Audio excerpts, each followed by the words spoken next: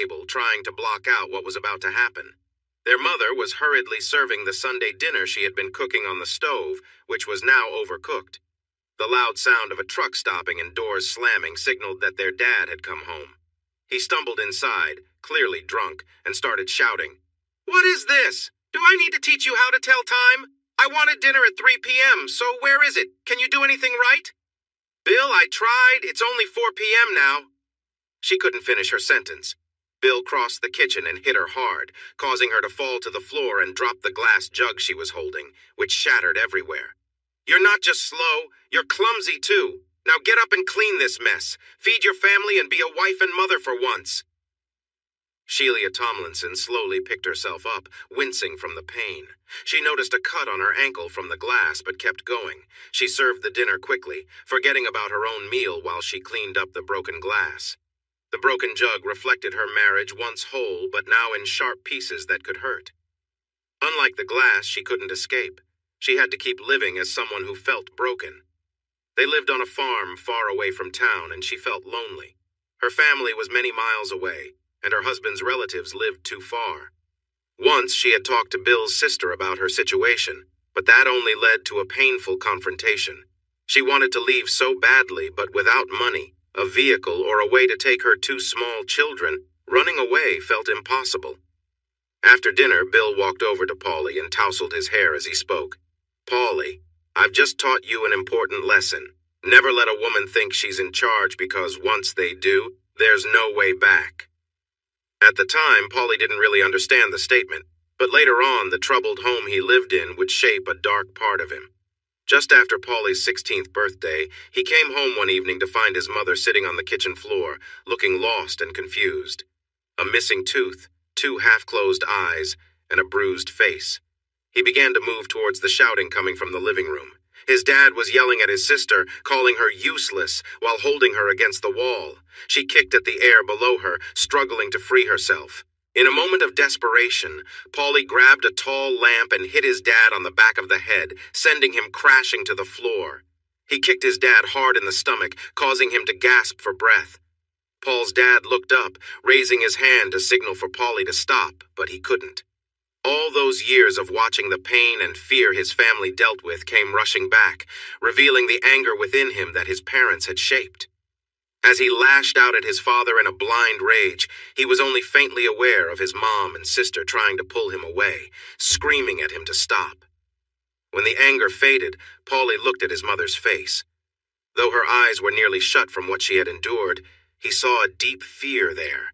It was a fear stronger than any he had seen before, one that came not from his father's actions, but from the sight of her own son. She stumbled back, pulling her daughter with her.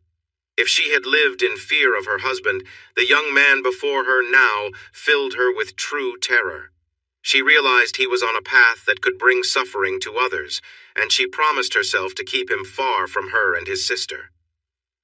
Months later, Paulie joined the Australian Army, leaving his family behind for good.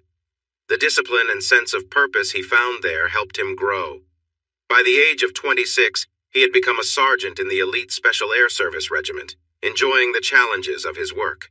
His team of 4 was sent on a mission to meet someone who had information. But when they reached a few rundown buildings, they walked into a trap. The area was silent, except for a young girl in a burqa playing with a doll. As they approached her, she smiled, then dropped the doll and activated a detonator linked to explosives on her person. There was a sudden flash and loud noise that knocked Paulie to the ground. From his position at the back, he watched his 2 teammates get thrown over him and land several yards away, lifeless. The 4th member of the team also fell, but like Paulie, was starting to recover and prepare for what would happen next. 5 men rushed out from one of the buildings, firing their rifles toward the 2 fallen soldiers. Paulie and his comrade returned fire, quickly bringing down all 5 attackers in a storm of bullets. When the shooting stopped, Paulie crawled over to his partner, only to find him dead, a bullet having struck him in the face. Paulie took a moment to gather his thoughts. Nearby, a woman clutched what remained of a doll, crying. The little girl who had held it moments before was now gone. 4 small children clung to her, sobbing, and a few other women stood in a doorway, wailing at the tragic scene. Paulie reloaded his weapon, his mind cold and detached. He raised his gun and fired a short burst, silencing the cries of the woman and children. The remaining women screamed and fled back inside the building in terror. Paulie kicked open the door, revealing an elderly woman shakily holding an old handgun. Without hesitation, he shot her. Turning his gun on the other women, he yelled for silence. With fear now controlling them, they obeyed as he forced them outside. He made them lie face down on the ground, securing their hands behind their backs with zip ties. Sitting down, he drank some water and considered his next move, his thoughts drifting toward his darker impulses. His mind wandered to his father's harsh lessons from childhood about control and dominance, recalling a day when violence had taken over their home. Memories of that control and the consequences filled his mind, and Paulie felt a twisted sense of purpose take over. He forced the women into a Land Rover and drove them to a set of abandoned buildings a few kilometers away, making sure the area was empty before bringing them inside. In a room, he cut their clothes with his knife, leaving them in distress. He tied 3 of the women together with ropes, making escape impossible. Paulie dragged a table to the center of the room and forced the 4th woman over it, securing her legs to the table's legs and fastening a rope around her neck, leaving the other end loose. His actions were cruel, but for him, it was about control and fear. He found an old, dusty mirror in another room, wiped it clean, and placed it in front of the woman so she could see herself and the other captives. The scene was one of complete powerlessness, driven by Paulie's need to assert dominance and terror. He remained in control, but the weight of his choices loomed heavily in the tense silence of the room. He started his experiment. 6 hours later, he was tired. He had discovered his new purpose, to fill another person with a deep sense of fear and dislike for him. The thrill of looking into someone's eyes as they sensed danger was better than any drug he could find. To make things even more intense, he had just seen 5 overwhelming moments of pleasure, 4 so strong he had never experienced anything like them before. 4 were his, and the 5th came from the woman who probably felt something at the end because he stretched out his own enjoyment for as long as he could. He chuckled, thinking at least she felt something joyful before it was over. He arranged the bodies in the room and collected as much evidence as he could before setting the building on fire to cover his tracks. Once he was far enough away, he parked and walked back, erasing his tire marks in case anyone came looking. After returning to the site, he called in to report the ambush and let events unfold.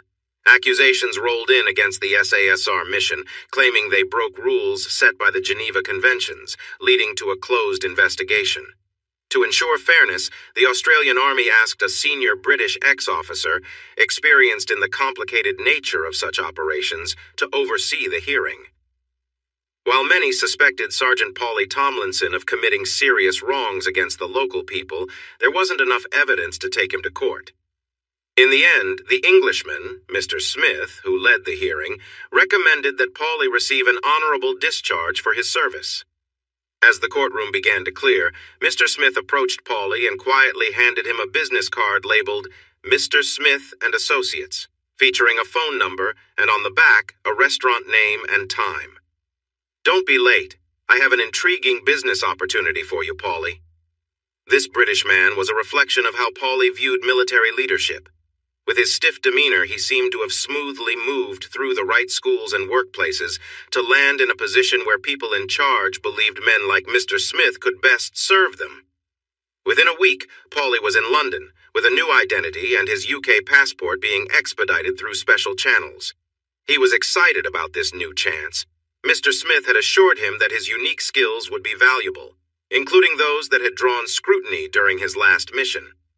Over the next few years, their partnership grew so strong that they became known simply as Mr. Smith and Mr. Jones, with a business card to match. They were the kind of men who made problems disappear in the United Kingdom, especially when those problems could disturb the balance of power. And that brings us to this morning. Mr. A.C. Jones lay in bed, focused on his tablet as a short video clip played on repeat. It was a clip he had watched many times over the past year. In the video, a woman, Tanya Andrews, could be seen, her eyes captivating as she engaged with someone. This scene was part of the sophisticated sex ring scandal that Tanya had helped bring down, but for Mr. Jones it was more personal. He had become obsessed with her. Today, however, was different. He believed he would finally get his chance to meet Tanya in person. To him, it felt like a long-awaited moment, something he had fantasized about for a long time. His mind wandered to dark thoughts about how he would have handled things if he had been involved back then. But despite these disturbing fantasies, Mr. Jones had always managed to restrain himself, knowing that Tanya had an important role to play in an operation planned by Mr. Smith. This operation could change everything for both of them, although it likely wouldn't end well for Tanya. He had imagined this moment for so long, picturing how things would unfold. He wanted to be there at the end, to take advantage of the situation in the way he had always dreamed. After a few moments of lying in bed, lost in his thoughts, Mr. Jones finally got up to take a shower. In just a few hours, he would meet with Mr. Smith at London Airport. Together, they would board a private jet registered to their business, flying to Lyon, where they would meet Tanya. Mr. Smith would be responsible for diverting her from her holiday plans, bringing her into their scheme. Mr. Jones had never needed any enhancements like medication before, but today, he decided to take precautions. He wanted everything to go exactly as he had imagined when they arrived in Lyon. He wanted his first time with Tanya to be special for both of them. He hoped that if her vision of a life with her husband ever survived, she would remember their time together so fondly that whenever she was with her husband, she would think of him, Mr. Jones. He glanced at his watch. That moment was only hours away, and he would be counting down the minutes. As he stood in the shower, he felt a rush of excitement thinking about her. By tomorrow morning, he would not just imagine being with Tanya. It would be real memories. He planned to fill his mind with as many images of her as he could before this chance slipped away. He truly loved his job. 4 weeks before her exciting trip to St. Tropez with her husband Matt on the new motorcycle she had bought for his birthday, Tanya received an invitation for a secret meeting with a man she knew as Mr. Smith in London. The message said her moment to shine was coming soon. In a fancy restaurant in London, 2 people were dining together. They had a table for 2, and it was noticeable that none of the nearby tables had guests, even though the restaurant was busy. Tanya noticed people arriving and looking at the empty tables before the host quietly directed them to other places. She guessed that Mr. Smith had some influence. After they greeted each other, Mr. Smith ordered food for both of them. While they waited, he explained what might happen. He talked about a main task and a secondary one. The second task depended entirely on the success of the first. The first task might take about 2 weeks to finish, but the second could take a lot longer, possibly up to a year. Mr. Smith said it would be up to Tanya to try to complete it more quickly. He made it clear this challenge would test her in many ways, pushing her physically, mentally, and emotionally. However, if she accepted it, she would stand out in her career for years to come. They enjoyed a starter of snails in garlic and a delicious lamb dish for the main course, although Tanya wasn't a fan of the snails. They shared another glass of exquisite champagne that was truly the best Tanya had ever tasted. Mr. Smith, I will always be thankful that you trust me. But can I ask why? Of course, Tanya. We first noticed you because of the Webb family and the sad situation of the Indian diplomat's daughter who took her own life. We were ahead of you and aimed to take down the Webb family's network, which was causing harm around the world. Some higher-ups wanted to stop your investigation, but I read your file and was impressed. We took a step back and treated this like a job interview with some challenges. What challenges did you see? Tanya asked. He cleared his throat softly. Tanya, you might not like this, but we had already sent in an undercover agent before you went in. We found Sammy Mills quickly. Do you remember her? She left for Australia to escape the Webbs and start fresh. From speaking with her, we learned she was manipulated, much like you were. Tanya's anger flickered in her eyes. Don't be upset, Tanya. It helped us see if you could go further. Honestly, we looked over your plans for your second visit to Fashionistar, and how should I say this? We threw a wrench into things. Remember that truck that blocked your way and delayed your rescue? That was me. Her frustration was clear. I can't believe you set me up. You put me in a dangerous situation that nearly ruined my marriage. What kind of person are you? Smith looked at Tanya, his expression blank. his eyes lacking warmth. I make tough choices without hesitation. I believe you have what it takes to rise to the top, Tanya. I see potential in you, but unlike a royal, you will have to earn your place. It won't be handed to you. Do you see what happened at Fashionista as negative? I know you do. But think again. It was ultimately a good thing for you, not bad. Tanya opened her mouth to respond, but Smith continued. Let me explain, and then we'll see how you feel. You did face difficulties, yes, but before that you were an exceptional undercover agent. Even Mr. Jones found some of your actions quite engaging. And here's the key part of what you are about to take on, Tanya. To succeed in this role, you will need to become an incredible actress. Why? Because the glamorous stars we see in movies and on TV have no real danger. Their actions are over quickly, and then life goes back to normal. It's all action. A kiss, a made-up scene under the covers, a little drama, and then cut. It's finished for them. If they mess up, they'll do it again until an important director is satisfied. But you, Tanya, will be a true actress. The roles you will play will be real, and you'll work hard to bring them to life every day until you succeed. In our pretend world, many people praise the stars we admire from afar, but the ones who really matter, the ones who keep things running smoothly, respect what you can do. Just then, the waiter came with dessert. Mr. Smith looked at the chocolate cake in front of him. I don't often treat myself, Tanya, but today is special. This looks too good to pass up. Now indulge me. Tell me what I've done in life to be sitting here with you now. It's not a test, but this dessert has made me eager to play a game. Be honest with me. I want your best thoughts. Okay, Mr. Smith, here goes. You grew up in a different area than me. I didn't know my father, and my mother struggled with addiction. You, I believe, came from a well-off family where money was never a concern for you. You likely went to boarding school and then a private school, possibly aiming for a military career. You probably attended the Royal Military Academy at Sandhurst and joined the Army as a captain, maybe even in a special unit. You're wearing a ring, so you're married. I imagine you and your wife were prepared by your families to keep up appearances among other families of your class. After your time in the Army, you likely joined MI5 or MI6, doing some undercover work before leading a division there or working for another secret government department. How does that sound? Very good, Tanya. You're spot on up until I became an undercover agent myself. Just so you know, I was part of the SBS. Yes, I was married like you said, but now I'm divorced and remarried. You mentioned we come from different backgrounds, and that's true to a degree, but now we live in the same area. In fact, I think we are about to be neighbors. I trust you so much that I'm going to share something very private about my life that very few people know, and Mr. Jones isn't one of them. My one and only undercover mission took place in an unnamed country in Africa. At the time, the country's leader was pro-Western, but a growing faction was looking for support elsewhere. A foreign entity was quietly providing funds to encourage this shift. I'll give you a hint.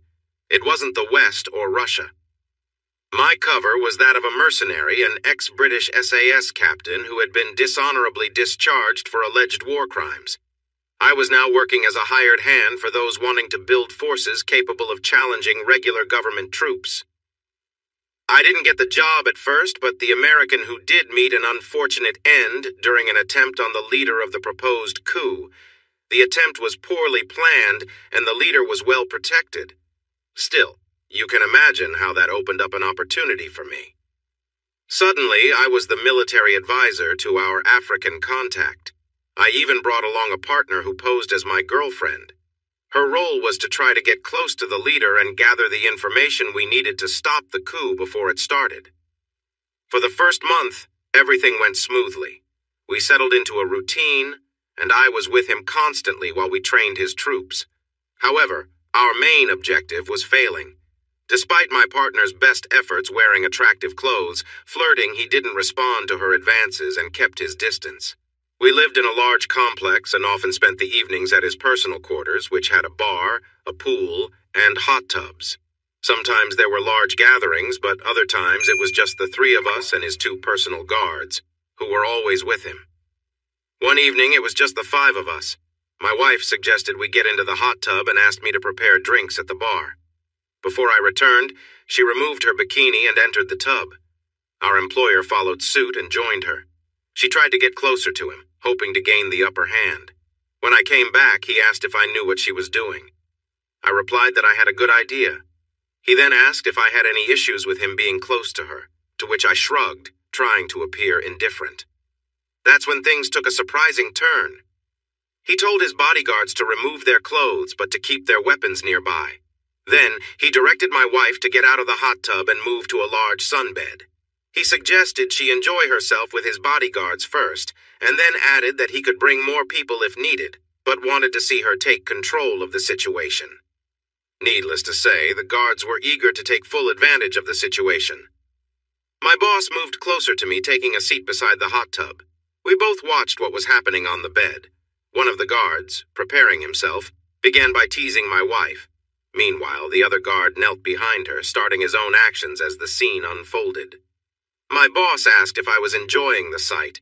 He remarked that it sounded like my wife was. He admitted he was watching closely, but that this wasn't the kind of entertainment he preferred. Then he stood in front of me, making an unsettling comment about my upbringing in the English private school system. He insinuated that I should demonstrate the kind of skills he assumed I'd learned. We were now in a situation far beyond what we had expected. We felt trapped, but we told ourselves we were doing this for the greater good, for the mission we were tasked with. We had to put our country's interests first, no matter the personal cost. And sacrifices were made. Looking back, I realized we might have pushed too hard in our attempts to get my wife close to him, and he figured out what we were trying to do. He turned it into a game, toying with us while giving us just enough hope to keep going. For the next 3 months, this routine became a regular occurrence. Sometimes more people were involved, and the situations grew increasingly unbearable. Eventually, things went too far. One night, he orchestrated an especially humiliating scenario. That night, I reached my breaking point. I swore to myself that I would find a way to stop him after enduring that final humiliation. Within days, 2 things happened that led to his downfall. Over the past few months, as my wife interacted with his close aides, she identified a weakness. One of them became infatuated with her and confessed that he wanted to escape with her and start a new life. Sensing an opportunity, she played into his feelings, telling him that the Americans had reached out to her through a spy in the camp. They promised her a new life and a significant sum of money if she could provide information about the coup plans. He fell for it. With his help, she gained access to critical files details about the coup's timing, how it was funded, the key targets in the government and military, and even the insiders working behind the scenes to bring down the current leadership. We now had everything we needed. As we prepared our escape, we received alarming news. In the next 48 hours, I was to be handed over to the foreign power backing the coup for interrogation and eventual elimination. Worse still, my wife was expected to be sold into slavery. Knowing time was running out, I hid 2 combat knives under the large sunbed our host often used for his degrading games. We hoped for a stroke of luck that evening, and it came when we learned there would only be 5 of us: the host, his 2 bodyguards, my wife, and me. After some time in the hot tub, our host snapped his fingers, signaling his guards. They grinned and began to undress. My wife followed the routine, but instead of immediately getting onto the bed, she knelt on the floor beside it. One of the guards, setting his gun aside, approached her. He lifted her chin, guiding her into a familiar scenario. We had counted on the host responding to this, and sure enough, he motioned for me to do the same on the other side of the bed. I positioned myself carefully, making sure the knife was within reach. This was his twisted game, and he enjoyed watching us humiliate ourselves. He instructed us to synchronize our actions, making sure the guards finished at the same time. As we went through the motions, experience had taught us when to expect the crucial moment. The guard with my wife always had a particular habit: he would hold her head still as he reached his peak. The other guard preferred a more restrained approach, wanting to see everything unfold at a slower pace. But we knew that this moment, carefully planned, would be the key to our escape. At the moment when both guards were lost in their own world, eyes closed and unaware, my wife and I seized the opportunity. As soon as the guard in front of me relaxed, I reached for the knife hidden nearby. In one swift motion, I slashed his throat. Blood poured out as he collapsed, trying to grasp what had just happened. At the same time, my wife acted. When the guard in front of her held her head still, she grabbed the knife and thrust it upward. Though she couldn't see well, she aimed for his abdomen. He staggered back, and I quickly moved behind him to finish the job, cutting his throat as well. Before our employer could react or leave the hot tub, we were on him. My wife covered his mouth to silence him as he struggled. I acted quickly, using the knife below the waterline to take what he valued most. He thrashed, but I brought it above the water. We pushed his head under, the water turning red, before pulling him back up, allowing him a brief moment to gasp for air. That's when I forced the piece into his mouth, using my fingers to ensure it stayed lodged in his throat. I told him that after everything, it was his turn to experience what he had forced upon others. He fought hard, but the struggle soon ended. Once we were certain he was gone, we let his body slip beneath the water. We rinsed off quickly in the pool, changed into fresh clothes, and used the exit code that had been provided by one of his aides. We returned to our room, dressed in dark clothes, and quietly left the compound. We found the hidden phone waiting for us and made our way to the rendezvous point, marking the start of our journey back home. To eliminate any loose ends, my wife had dealt with the aide who gave us the information. Earlier that day, she had lured him into our quarters. When the moment came, she acted swiftly, ending his life with the knife she had hidden nearby. In later years, she would mention how surreal that moment had been for her.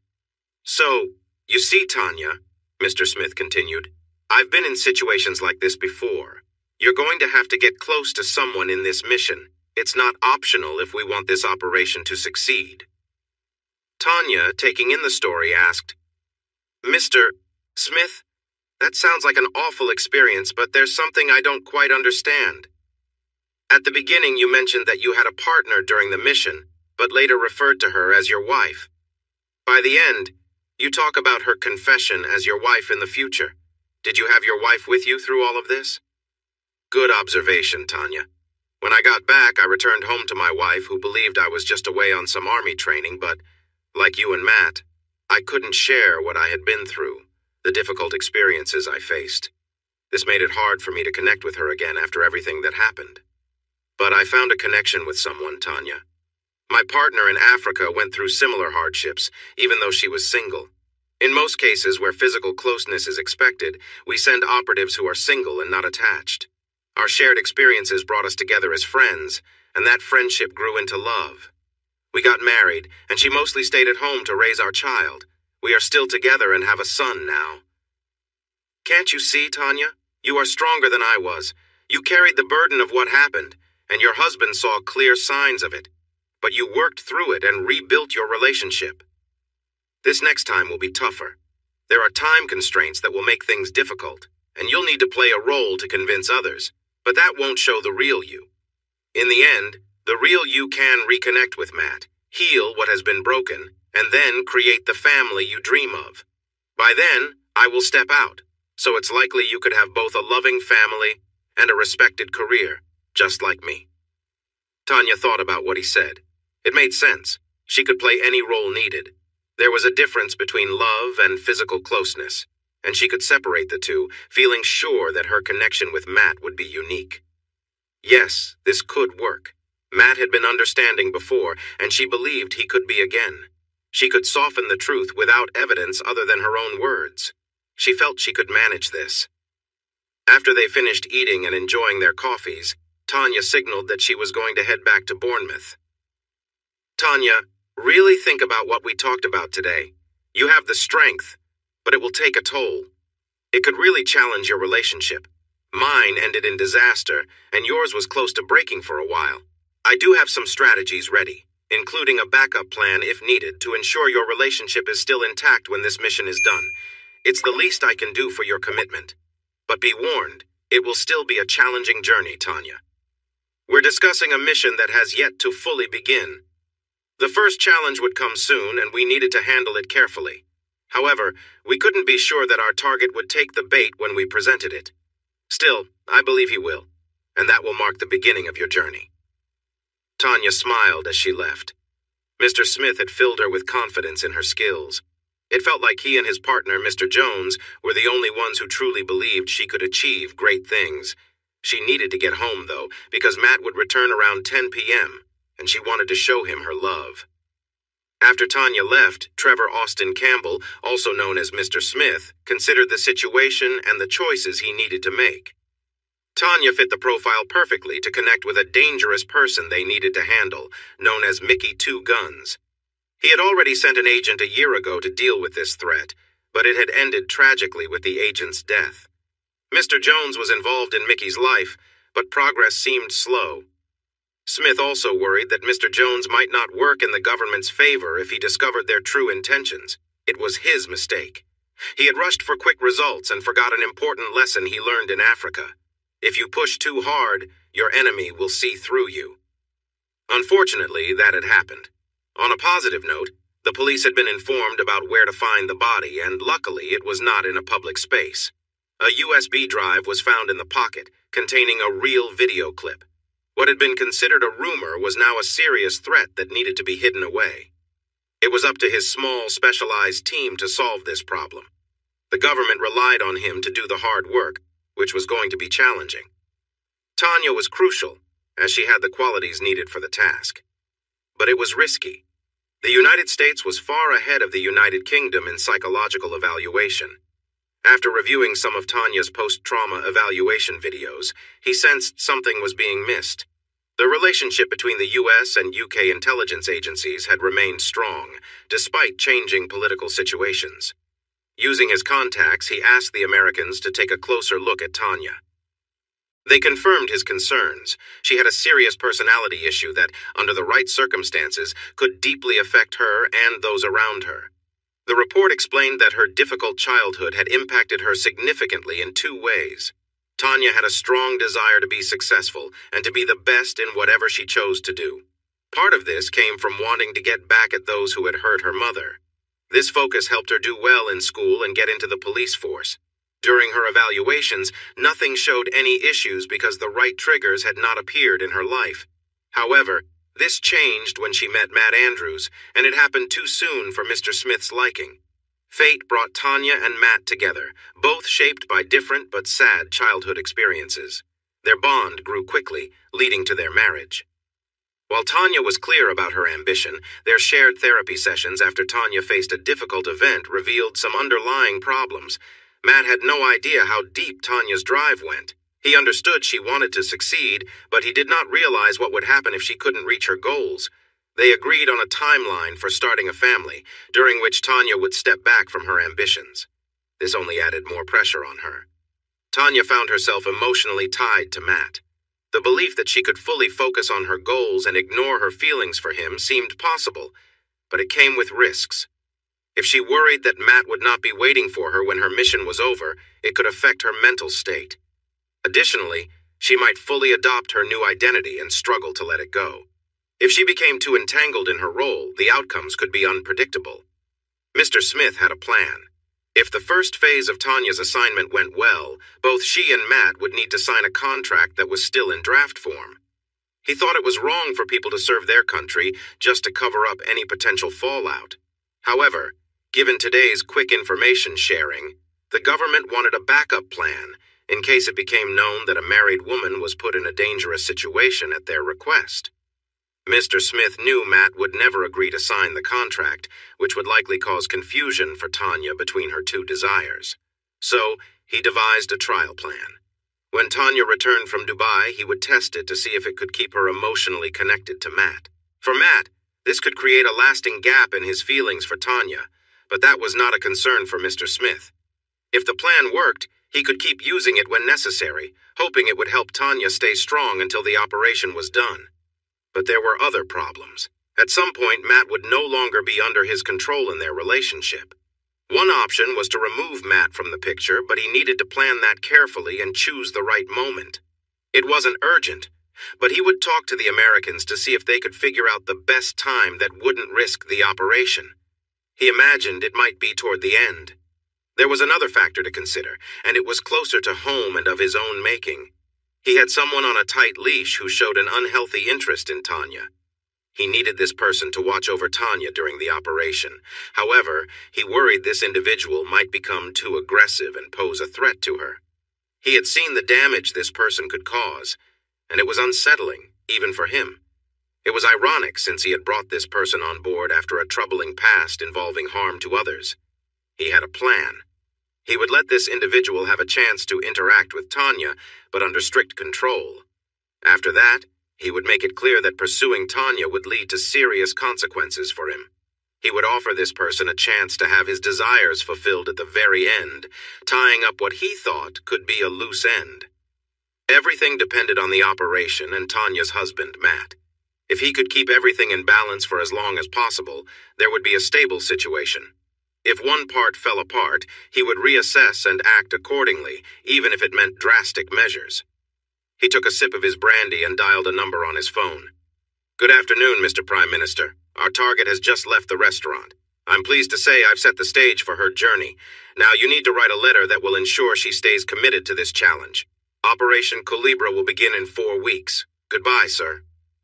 It was widely known that there were different levels of security in the Official Secrets Act, with the highest level being the most secretive. There was also a level marked with the letter Z, signifying the end. This was used for situations that could be seen as critical. Items categorized with Z were handled differently. They could not be written down or shared electronically, and could only be communicated in person. The term end of the world was metaphorical, not literal. When anything marked with a Z level of secrecy came up, only those directly involved would understand what Z really meant. Operation Culebra was an active mission. It had goals that were common when dealing with large criminal groups like that of Mickey Two Guns, whose real name was Michael Watson. He came from a long line of Essex gangsters. His father, Reginald Watson, started the business in the 1970s with various illegal activities before moving into drugs by the mid-1980 AS. In 2017, Reginald was killed in Estonia during a troubled drug deal, leaving the business to 30-year-old Michael. By then, Reginald had realized the value of honest businesses and owned many, including a big casino and nightclub called Two Guns, named after Mickey. However, Culebra was a cover for Operation Porn, a top-secret mission that would never be written down in official records. Neither Mr. Jones nor Tanya knew the real goal of their mission. If they ever found out, they would understand how serious it was. Tanya would likely manage it well, but Mr. Jones might see it as a chance to take advantage for himself, which was a major concern. He could only make plans to prepare for any outcome, ensuring that pieces in play could be removed quickly if needed. After finishing his brandy, he left the restaurant lost in thought. One amusing thought was about the name porn. It meant someone who gives themselves for profit. What a fitting name for this operation. 4 weeks later, during Matt and Tanya's holiday, Mr. Smith called Tanya while they were on their way to Geneva. "Hello, Tanya. I know you're on holiday, but you need to make a decision right now. We're at a point where I can explain what the government wants you to do." Mr. Smith told her the mission was to take down Mickey Two Guns, one of the most infamous gangsters in England. He outlined the plan and clearly stated what was expected of her. After explaining everything, he asked the big question. "If you have any doubts, it's okay. We have a backup plan. We've booked you a hotel in Lyon, so you'll need to change your route and follow the instructions I'll send you soon. So, last chance, Tanya. Are you in or out?" Tanya felt her heart racing, and she was shaking with adrenaline. She waited for a moment, swallowed, and then replied, "I'm with Mr. Smith. Please send me the details." The call ended without any further words. Mr. Smith smiled to himself.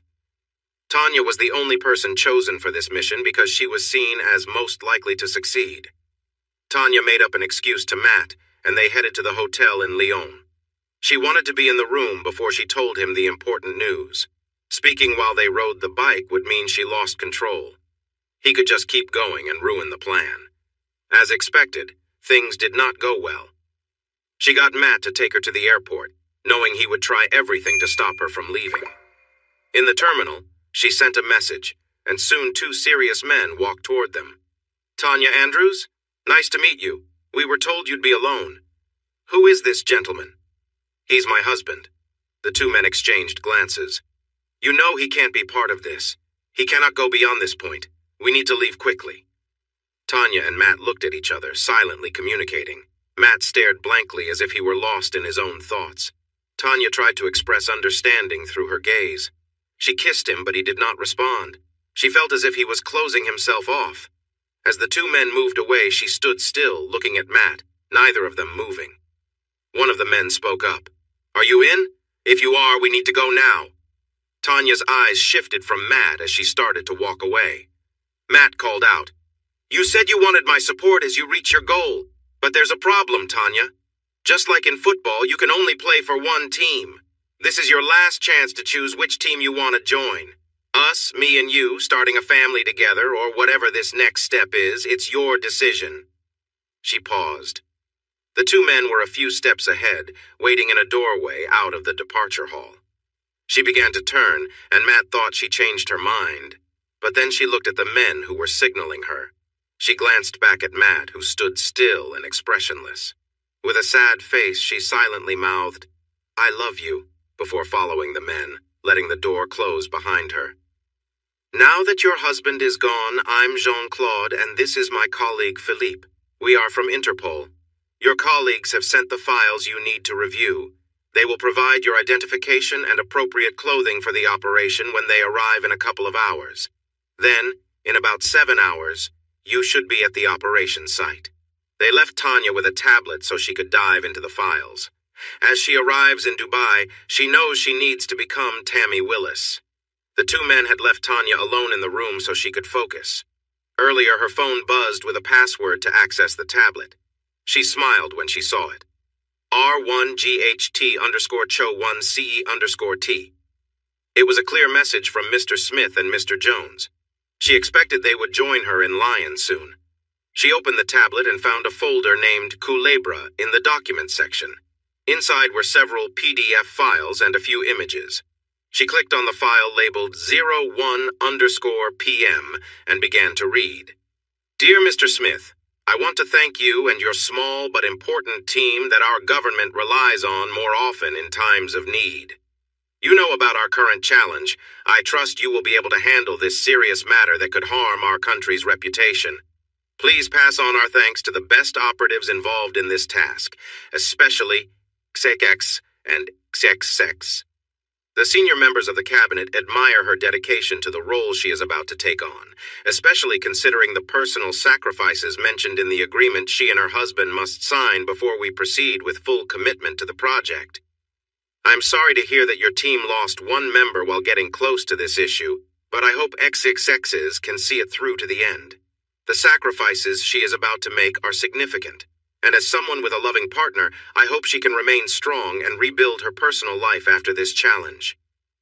With great hopes for your success, the Prime Minister." There it was, the recognition she had worked so hard to earn. The long hours of studying, managing her money in college, living a simple life, and giving up on experiences most young women enjoy had all led to this. She had also sacrificed love along the way. Love almost held her back from achieving her dreams. She planned to reach her goals first, then find a loving partner and create a happy family where children would feel cherished, not discarded, as she felt her mother must have seen her when she was left behind. She promised herself she would never let that happen. She thought about Matt. She had almost turned back to him in the airport before deciding to leave him behind. All she wanted to do was sit on the floor and cry because she felt stuck between difficult choices.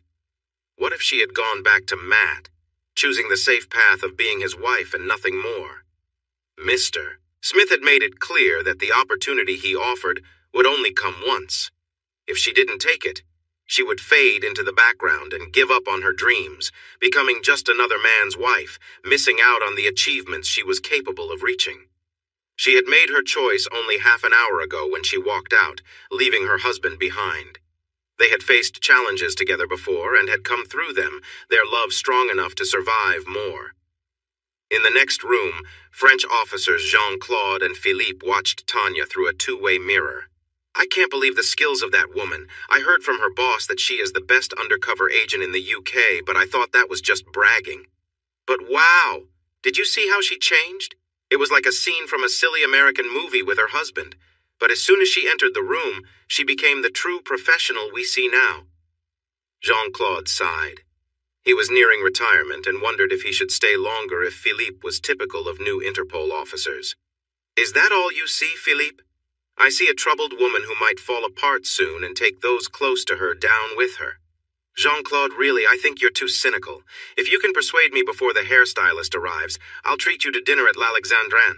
If not, the dinner's on you. Deal? Jean-Claude laughed, thinking this would be easy. Okay, let's observe her closely. Watch her face. They watched for several minutes as she focused on her tablet. She scrolled but suddenly stopped, her finger hovering over the screen. Did you see that? She blinked twice quickly. There was a slight twitch in her face. If you weren't paying attention, you would miss it. And her finger is still on the tablet. She seems frozen. I think she's feeling the weight of leaving her husband. Remember, she walked out at the start of their holiday, and her husband will soon piece together what happened, which could lead to problems for us. We need to be ready. They continued to observe her for another 15 minutes until the hairstylist arrived to prepare her for her role. Her hair needed to be lighter and cut shorter. I owe you dinner, Jean-Claude. Now that you mention it, I see it too. Do you think she is struggling with her job and her relationship? How did you know that? I've seen this before in my years, but it was with an American woman. She wasn't married, but she had a strong connection with one of our men. They were both assigned to work against Greenpeace, spying from different angles. After a year, they ended up together because of Greenpeace's activities in French Polynesia. She found him with a girlfriend who was 3 months pregnant, and the girlfriend had no idea he was working undercover. The American woman was sent back to Paris after a few weeks. I worked with her, but she had changed. She showed signs of a split personality just like the English woman we've been observing. What happened then, Jean-Claude? One day she just disappeared from Paris. A few days later, our man and his girlfriend were found dead, supposedly in a robbery gone wrong. It doesn't take a genius to see who was responsible. She was discovered a week later trying to return to America. I heard they put her in a mental hospital, thinking she could never be part of society again. As I said, this one shows all the signs. It's not a matter of if she has a breakdown, but when and how much chaos it will cause. Just be thankful it's an English mess about to happen. They left to grab a coffee and wait for Mr. Smith and Mr. Jones to arrive from London. Jean-Claude had dealt with them before, and he was always cautious around Mr. Jones, keeping a close eye on him and making sure he was ready for anything. At Biggin Hill Airport in London, the Gulfstream G550 was filled with suitcases for Tanya, stored in the jet's bedroom. Mr. Smith grew impatient waiting for Mr. Jones. He felt it was a way to disrespect his authority. Mr. Jones arrived, and when he walked onto the jet, he was surprised to see a woman in her mid-40s sitting near the back by the bedroom door. He nodded towards her. Who is she? That's Mrs. Smith. She works part-time as a consultant for us. I have a feeling her help will be needed today. She's coming along with me on our holiday, too, always saying we should get away more often. Mr. Jones was upset. He wondered if this was Mr. Smith's real wife. He was starting to realize that Mr. Smith kept a lot of secrets. Smith was sharing less information about the operation, which was now entering a new phase with Tanya joining the team. How would the plan help Tanya adjust as she traveled? Would Mrs. Smith be involved, watching? Or would she simply listen from another room? The jet took off for Lyon, and in less than 2 hours, the 3 passengers would become 4. The 3 of them sat at the table in the office area of the plane, going over the documents one last time to make sure everything was in order. When the plane landed, Mr. Smith and Jones were the only ones who got off for the short walk to the terminal. Halfway there, Mr. Smith spoke loudly enough for Mr. Jones, who was slightly ahead, to hear. "Polly, we need to talk before we go inside." Mr. Jones stopped but did not turn around. This was the first time since he had come from Australia and changed his life that his only friend had used his old name. Whatever was about to happen would change their relationship. I know you have feelings for Tanya, and that you followed her. I understand what your intentions were. I'm glad you held back. It would have been too soon for you to take such a big risk. This assignment with Tanya will elevate us in the eyes of those in power in Britain. If we fail, then the consequences will be dire. You have your own way of living, Polly, and I tolerate it because you excel in your roles for our country. But I need to be clear, you must not cross certain boundaries if you want to remain in good standing. You will not interfere with Tanya in a way that puts our mission at risk. Once you involve her, step back and let her do her part. I understand you have your own desires and feel you deserve something for your efforts. After we leave Lyon, I will let you have a chance to connect with her, but I will be watching closely. It will not be how you usually prefer. We both need to support her in embracing her role. I've already started preparing her in London, but we need to take this next step carefully. I brought Mrs. Smith to help in case Tanya has any doubts once we begin. If you go off track and show your true self at any point, it will ruin everything. You will stop there. I want no signs left, and she needs to arrive in Dubai feeling ready to make the most of this chance for change. Do you understand? Polly nodded. Don't just nod, Polly. Speak so we have no confusion.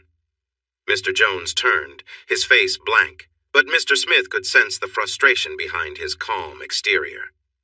Yes, Mr. Smith, I understand and agree with what you've said. Good, I'm glad we're clear. I'll add that when we finish, there may be a chance for you to enjoy something special with someone you've wanted to connect with.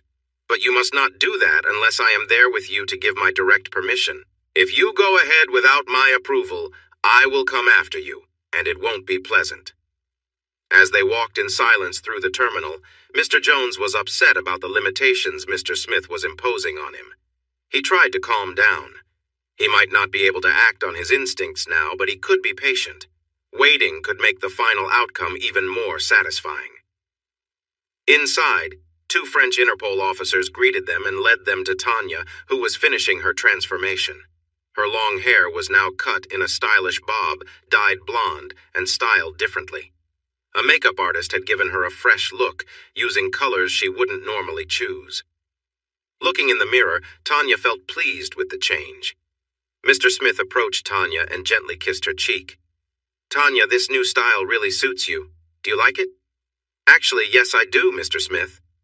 Tanya noticed that Mr. Jones said nothing, just stood at the doorway with his arms crossed and a sly smile. She felt as if someone was watching her closely, like a predator eyeing its prey. From now on, you're Tammy Willis. Tanya is in the past for now. Please gather your things. I assume you turned off your phone as soon as you left Matt? Mentioning his name changed her expression from joy to sadness in a heartbeat. Mr. Smith touched her shoulder gently. I'm sorry the notice was so short. I didn't like cutting your holiday short like this. I understand how Matt must feel. It shows how much he cares for you. But trust me, this sacrifice, your goals, and the rewards at the end will be worth it. I hear you received the letter from the Prime Minister? He spoke to me earlier today to express how proud he is of you for prioritizing your country in this difficult situation. Once you finish the task, he wants to meet you and Matt in person to say thank you. He'll tell Matt that he should appreciate having such a dedicated wife like you. Tanya smiled, realizing that this meeting wouldn't fix everything, but if the Prime Minister explained to Matt why things had happened this way, it could help them start rebuilding their life together. As Tanya picked up the few items she had taken when she left Matt, Mr. Smith reflected on his last comments. He intentionally waited until the last moment to share this information with Tanya. Giving her a heads-up might have let her think it over, especially if her guilt prompted a talk with Matt. As for the Prime Minister, he was a tricky person. He would say whatever he needed to ensure that the operation succeeded. Like Mr. Smith, his entire political career was deeply linked to this as well. They walked back to the plane, where Mrs. Smith was sitting in the bedroom, looking over some papers. Tanya, the woman sitting down there is Mrs. Smith, and she is part of this operation to support you. She's busy right now, but you will have a chance to talk before we get to Dubai. They discussed the planned steps of the operation in Dubai. Mr. Jones was already known to Mickey Two Guns as Lucas Jones, a freelance agent skilled at finding useful information at the right time. Mickey had ways to check on Lucas's past and only needed to adjust the original investigation into Mr. Jones, previously known as Paulie, to show a dishonorable discharge. Now they had a person Mickey could connect with.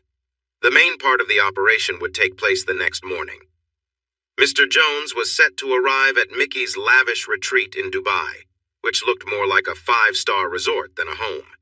He would be traveling with Tammy Willis, who sat next to Mr. Jones during the flight and accepted his offer to stay overnight. Mickey held a master key for every room and followed a well-known routine. The guard would inform Mickey about Mr. Jones's arrival and mention a female guest with him. This was unusual and would catch his attention, so he would open Mr. Jones's door around 9 in the morning. They would be ready for him, prepared to have him invite Tammy into his life. Tammy, we need you to handle this first critical part smoothly, without showing any signs of discomfort. You must make Mickey believe you are guiding the situation. It's a good idea to practice now, so you're relaxed before it's too late. If you go to the bedroom, there are some clothes for you to change into." Tammy walked down to the bedroom, feeling uncertain. As she entered, Mrs. Smith looked up from her notes and gave her a brief nod, a slight smile on her face, which Tammy found somewhat reassuring.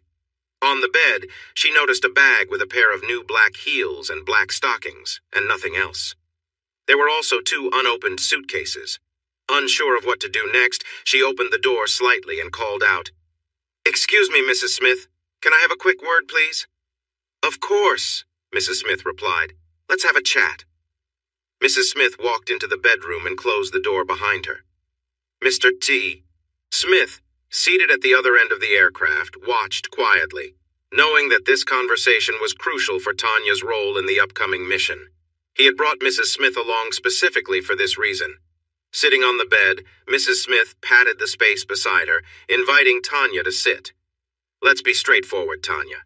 You need my help and time is running out. I'm the real Mrs. Smith, and I know my husband has probably told you how our relationship began. I wasn't always in this life. During university, I did things I'm not proud of to make ends meet, but I grew to accept it. Eventually, I left that life behind and applied for a job, which led me to one of the government's intelligence agencies." Mrs. Smith paused for a moment, then continued. "When my past came to light, they decided to use those experiences. After some small missions, I was given a big opportunity in Africa. My task was to seduce a powerful man, using my abilities for the mission. It wasn't easy, but I had to push through, and that's what you must do now." She placed her hand gently on Tanya's knee. Tanya, feeling uncomfortable, instinctively pulled her legs together. "I'm not sure I can do this," Tanya admitted, her voice shaky. "I thought I could handle it, but I'm not so sure anymore." Mrs. Smith looked at her kindly. "Tanya, you need to separate emotions from the task at hand. Love is for your husband, but this mission is just a job. If it helps, don't think of it as anything more than work like any other task. Start telling yourself that it's just an act, over and over." Tanya hesitated but began whispering the words, her eyes closed. She repeated, "It's just an act," trying to steel herself for what lay ahead. Mrs. Smith leaned in gently, her voice encouraging, but Tanya focused on the words, repeating them silently in her mind. Mrs. Smith gently pulled away from Tanya, who had closed her eyes again, still repeating the words Mrs. Smith had told her. "It's just an act. It's just an act." After a few moments, Mrs. Smith stopped and spoke softly. "See? Focusing makes it easier. When the time comes, if you concentrate, your mind will handle it without needing to keep repeating those words." She pointed to the clothing in the bag. "That's all you need to wear. When you meet Mickey, it's likely the only thing you'll be wearing. Now put them on and go practice how you think tomorrow will unfold." Tanya hesitated. "Are you sure? One of them is your husband." Mrs. Smith chuckled. "I'm sure. Just as I know you'll do well, I know he's a great actor. Who do you think taught me that little mantra?" Tanya slowly undressed, then put on the black stockings and heels, feeling nervous under Mrs. Smith's gaze. Mrs. Smith stood up, giving her a gentle hug. Before stepping fully into her role, Tanya, now Tammy, whispered, "I love my husband. If he finds out about this, he'll hate me, but I know we can rebuild. We've always been strong." Mrs. Smith reassured her.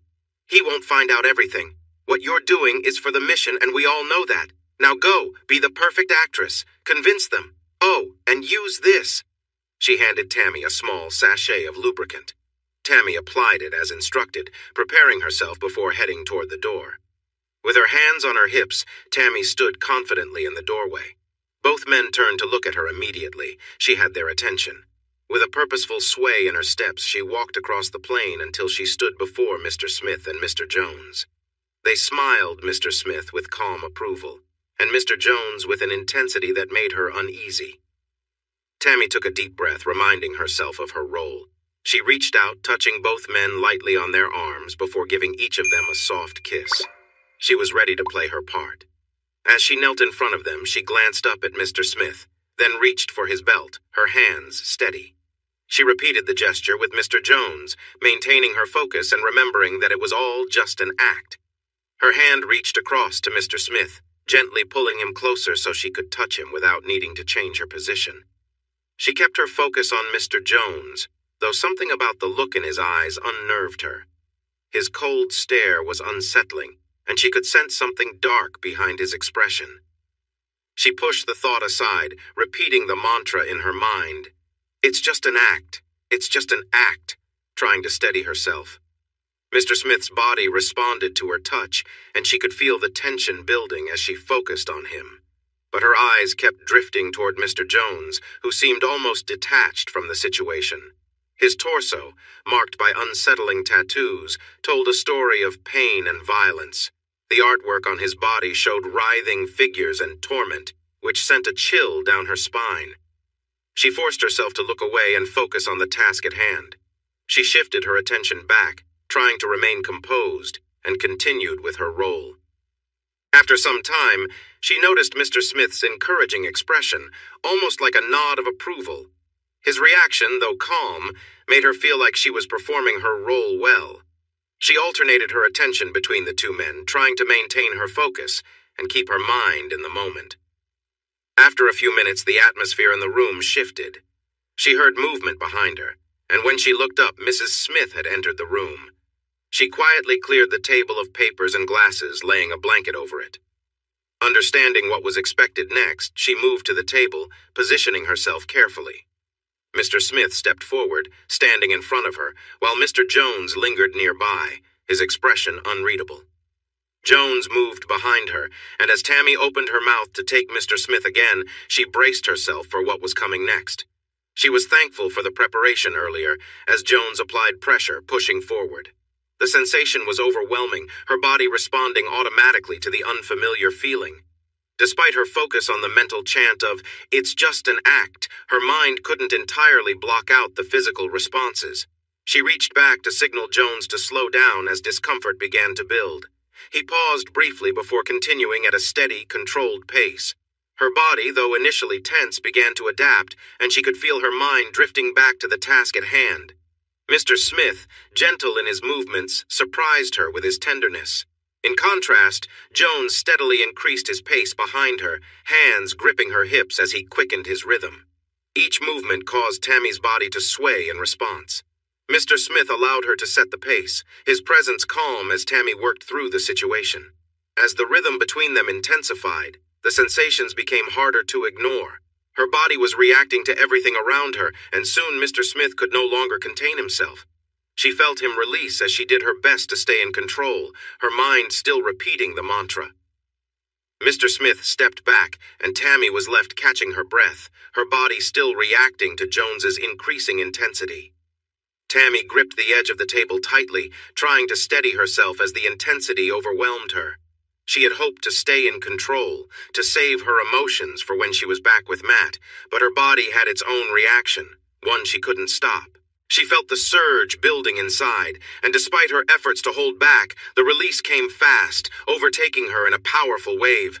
Her body trembled as she tried to regain control. As Mr. Jones slowed down and finally pulled away, Tammy took a deep breath. She was physically drained, but knew that things weren't over. Mr. Jones walked around, standing in front of her, and gently lifted her chin, making her look at him. His expression was clear he wasn't done yet. She hesitated for a moment, then opened her mouth. Trying her best, she worked to satisfy him, adjusting her movements in hopes of finding the right rhythm. But Mr. Jones was impatient. His frustration grew, and he took control, pushing harder than before, making her uncomfortable. Tammy tried to push back, but it was no use, he was too strong. Just as she felt panic rising, Mr. Jones's attention was caught by something else. He turned his head slightly and froze. Less than 2 feet away, Mrs. Smith stood with a small but lethal Beretta Pico handgun aimed at him, her face calm but serious. Without a word, she made it clear that she was ready to act. Mr. Jones released Tammy immediately, raising his hands in a theatrical gesture as if to say, "What now?" Tammy, unaware of what had just happened, pulled herself away, gasping for air. She understood what needed to be done to end this situation. Her mind was racing as she followed the routine, pushing herself past her comfort zone. She did what was expected, trying to suppress the discomfort that came with it, knowing it was all part of the act. When it was over, Tammy felt drained, both physically and mentally. Mr. Jones pulled away abruptly, leaving her feeling exposed and shaken. Mrs. Smith quickly stepped in, helping Tammy up and guiding her back to the bedroom. Once inside, Tammy removed what little clothing she had left and stepped into the shower, letting the warm water wash over her, trying to cleanse the emotional weight of the situation. In the bedroom, Mrs. Smith prepared the next set of clothing. Each piece had been carefully chosen to appeal to Mickey, based on what they knew about his preferences. As Tammy dried herself off and looked into the mirror, a tear escaped from her eye, not from the role she was playing as Tammy, but from the part of her that was still Matt's wife. That part of her soul, buried under the layers of her mission, longed for peace and resolution, even though she knew she had to continue for the greater purpose. Meanwhile, things were escalating outside. Mr. Jones had pushed boundaries too far, disregarding their earlier agreement. His behavior became increasingly reckless, and Mr. Smith, who had been trying to maintain control, felt his anger rising. Jones was letting his darker instincts take over, and Smith could see the danger in that. Without Jones noticing, Mr. Smith retrieved his handgun from a nearby safe, ready to confront him. But before he could act, Mrs. Smith had already intervened. She stood calmly, her pink-handled Beretta Pico aimed at Jones, keeping the situation in check. Smith would have to discuss her concealed weapon later, but in this moment, he was grateful for her quick thinking. Tammy, unaware of the tension building outside, was still recovering from the emotional strain of her task. Meanwhile, Mr. Smith approached Jones, pressing his gun firmly under Jones's chin. "What did we agree on in Lyon?" Mr. Smith growled. "If you ruin this, everything falls apart, and believe me, if that happens, we're both as good as dead." Jones laughed softly. The older man did not scare him. "If you shoot that gun, you might damage the plane, which could cause serious problems when we lose pressure. I'm no airplane expert, but I wouldn't want to risk it. Would you?" Mr. Smith was very angry. "If you've hurt her already, I'll have no choice but to do something drastic. There's no backup plan. You need to set aside whatever strange idea you have about that woman for now. As I said before, I'm telling you directly that you can let her go. If you can't, then you're the one I'll need to deal with quickly. I'm sure Mickey would love to know what you're really up to." He set the gun aside as both men glared at each other. Mrs. Smith had come out from the bedroom as Tammy was in the shower, holding her Beretta. "Gentlemen, you need to stop this fighting now. Your little princess in there is delicate. Don't damage her when you need her most, okay? And you, if I hear you treated her in any way like this disturbing display, I will find you. I promise. I'll leave our little princess alone except for what we agreed on. But if Mickey wants to handle her differently, then you need to convince him otherwise. I'm serious. I will come after you, and I'll make sure your monster pays." Mr. Jones shrugged. "This could be an interesting game. What if I catch you first? Do you enjoy a challenge?" Mr. Smith pushed the gun back under Mrs. Jones's chin, his face red with anger. "Now be quiet. Keep your thoughts to yourself. We've had a good working relationship up to now, and I don't want to ruin it. If you do, I'll end it for you. Let's forget the last half hour. As soon as Tammy is back, you both need to get ready, and then I will too. We only have about 90 minutes until we land, and we all need to stay focused." Mr. Smith stepped back and put his gun away. He needed to regain his calm self, but Mr. Jones was definitely getting on his nerves. Little did Mr. Jones know that Mrs. Smith truly was Mrs. Smith. 20 minutes later, Tammy came out wearing the outfit chosen for her. Mrs. Smith had made a great choice. Tammy wore a stylish black and white plaid outfit with large chrome buttons down the front and sleeves of the jacket, which flattered her shape. Underneath the jacket, she wore a matching crop top and a short wraparound skirt that had more buttons and a split. Black knee-high boots with a little heel completed the look, giving her an appearance that was both attractive and professional. Tammy focused on what she had to do, trying to push through her discomfort. She forced herself to continue, ignoring the unease in her body. Finally, she could tell Mr. Jones had reached his limit. As he pulled away, she braced for the final moment, but instead of finishing quietly, he decided to humiliate her further, leaving her face smeared with the aftermath. Tammy tried to compose herself, blinking through the mess, and Mrs. Smith quickly moved to help her up. Gently, Mrs. Smith guided her back to the bedroom where Tammy could shower and clean herself. Once inside, she removed the little clothing she had left and stepped under the shower, trying to wash away the feeling of what had just happened. While Tammy was in the shower, Mrs. Smith prepared the outfit she was to wear next. It had been carefully chosen to appeal to Mickey, based on what they knew would catch his attention. Tammy dried herself off, staring at her reflection in the mirror. A tear rolled down her cheek, not from Tammy, but from the part of her that was still Matt's wife. That part of her mind, which felt overwhelmed by guilt and sadness, had been pushed aside by the strong, determined side of Tanya, the part that needed to succeed in this mission. Deep inside, the part of her that longed for her past life still existed, hoping for redemption. As Tammy dressed, tensions were rising elsewhere on the plane. Mr.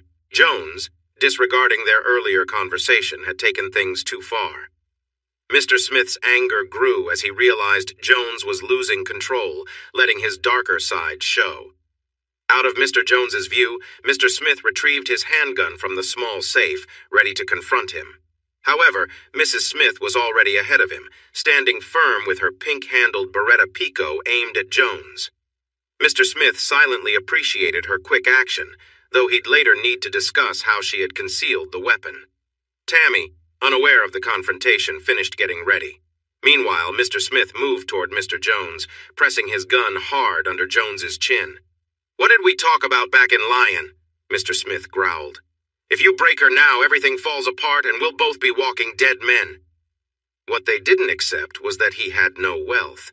He told them that the things he had belonged to the people he worked for, but the small group wouldn't listen. They tied his wife to a wooden beam, making her stand. Then they hurt her until she bled. After an hour, they stripped her and continued to harm her until she lost consciousness. They then made her unable to scream. All the while, Saeed promised them they could have everything the couple owned. But they didn't believe him, so they threatened and punished them more and more. At 8 in the morning, Mickey, his father, and their guard drove to Saeed's house to get him. It was strange because he usually waited outside, but something felt off. A broken car was parked outside the house. Mickey's father backed the car away, checked his weapon, and handed one to Mickey. "Something feels wrong. Maybe it's time for your first kill, Mickey," he said. They moved towards the house, and being young and quick, Mickey climbed up to the first floor while his father and the guard went through the back and front doors. That day, Mickey earned the nickname Mickey Two Guns. As he carefully went down the stairs, a board creaked under his feet, giving him away. When one of the gang members ran into the hallway, Mickey acted quickly and shot him. There were no words or warnings. He jumped down, picked up the man's gun, and ran into the room where Saeed and Fatima were tied up. A gang member stood next to each of them, holding a gun to their heads, yelling at Mickey, but he didn't understand. He stepped into the middle of the room, raising both guns, and fired at the two men. They fell, and Saeed and Fatima were saved. Once his father secured their Dubai base, they offered to work for Mickey in exchange for food and shelter. This made a strong bond, and Saeed and Fatima became Mickey's most trusted friends. Because of this, Mr. Jones was always cautious in Dubai. The guard checked that Mr. Jones was on the list and sent a message to Mickey and Saeed about his arrival with a guest. When they woke up, Mickey would know the guest was there. It was now 3 in the morning, and both Lucas and Tammy were ready to sleep, though Tammy struggled with her thoughts about the big step she was taking in this operation. At 7 in the morning, Mr. Jones placed a small device against the wall that connected to Mickey's room. With her hair styled and makeup redone, Tammy was certain to draw attention. As she sat deep in thought, Mrs. Smith could sense that Tammy was wrestling with conflicting emotions within herself. The sooner they landed and the mission truly began, the better. After the plane touched down, Lucas Jones and Tammy joined the other passengers from the British Airways flight from Heathrow, heading through passport control. Once they entered the public area, they were met by Mickey's driver, Yusuf. Yusuf greeted them with a grin. "You have a guest, Jones. I must say, she's easy on the eyes, yes?" Playing along, Jones gave Yusuf a friendly slap on the back. "It's easy on the eyes, and yeah, she definitely is. We got to talking during the flight, and let's just say we hit it off. She was booked at some terrible hotel, so I said Mickey wouldn't mind her staying at his place. What do you think Mickey will say?" Yusuf laughed. Mickey might like that, but his lady probably won't. Still chuckling, they made their way to the Range Rover for the drive to Mickey's holiday home. During the ride, Jones leaned in close to Tammy, trying to assert control, though she tried to maintain her composure. His behavior was unsettling, but she knew she had to stay focused on her role. As they arrived at Mickey's property, Tammy was struck by how impressive the place was. It resembled a small, luxurious five-star hotel. The estate was surrounded by a high perimeter fence with a guardhouse and a large set of automatic gates. The security measures made it clear the home was built to keep intruders out and buy time in case of any threats. The house was laid out like a cross, with the central area containing a large living space, kitchen, mini theater, games room, and a small gym. Each wing of the house held bedrooms, including one for the on-site staff. Mickey's two key staff members were fiercely loyal to him, having pledged their lives in service due to a personal debt they owed him. Years ago, when Mickey's father had invested in Dubai, he had hired a local guide and negotiator named Saeed. One night, a group of men, believing Saeed had valuable possessions, stormed his home. They beat him severely and tied him to a chair, threatening to harm his family unless he handed over everything. They even threatened his wife in front of him, escalating the terror. As he stepped closer to her, Tammy found herself looking at two tattooed guns. They were unique, with the guns drawn across his body in a way she had never seen before. Each gun was positioned horizontally between his legs and his torso, creating a striking appearance. Tammy stared at the tattoos in surprise. Yeah, I always get that amazed look from women when they see these tattoos up close. Most guns can cause harm, but these represent love and life, he said. Tammy held his gaze and replied, "Then show me how good you are at using those." He moved closer, and she playfully engaged with him. Using a flirty look, she kept her eyes on him as she became more involved, creating a rhythm that made the moment exciting. As things began to reach a peak, she recalled what she had learned and stopped what she was doing. With a playful touch, she pulled back and smiled as he seemed to enjoy the experience. After he relaxed, she pulled back again, showing her playfulness while never breaking eye contact. Tammy had a way of captivating him, making him want more. "Tammy, are you a professional? It's early and you look quite striking. I assume that the look in your left eye means you've had some fun recently. And I've never seen Lucas Jones with a woman before. He seems to have a very particular taste. How long have you known him?" he asked. Just then, Lucas Jones reappeared. Tammy chuckled as Lucas replied to Mickey's question. "Oh, we just met on the flight here. We had a few drinks, well, maybe a lot. Next thing I knew, Tammy was showing her appreciation, but I'm not the expert you are, Mickey."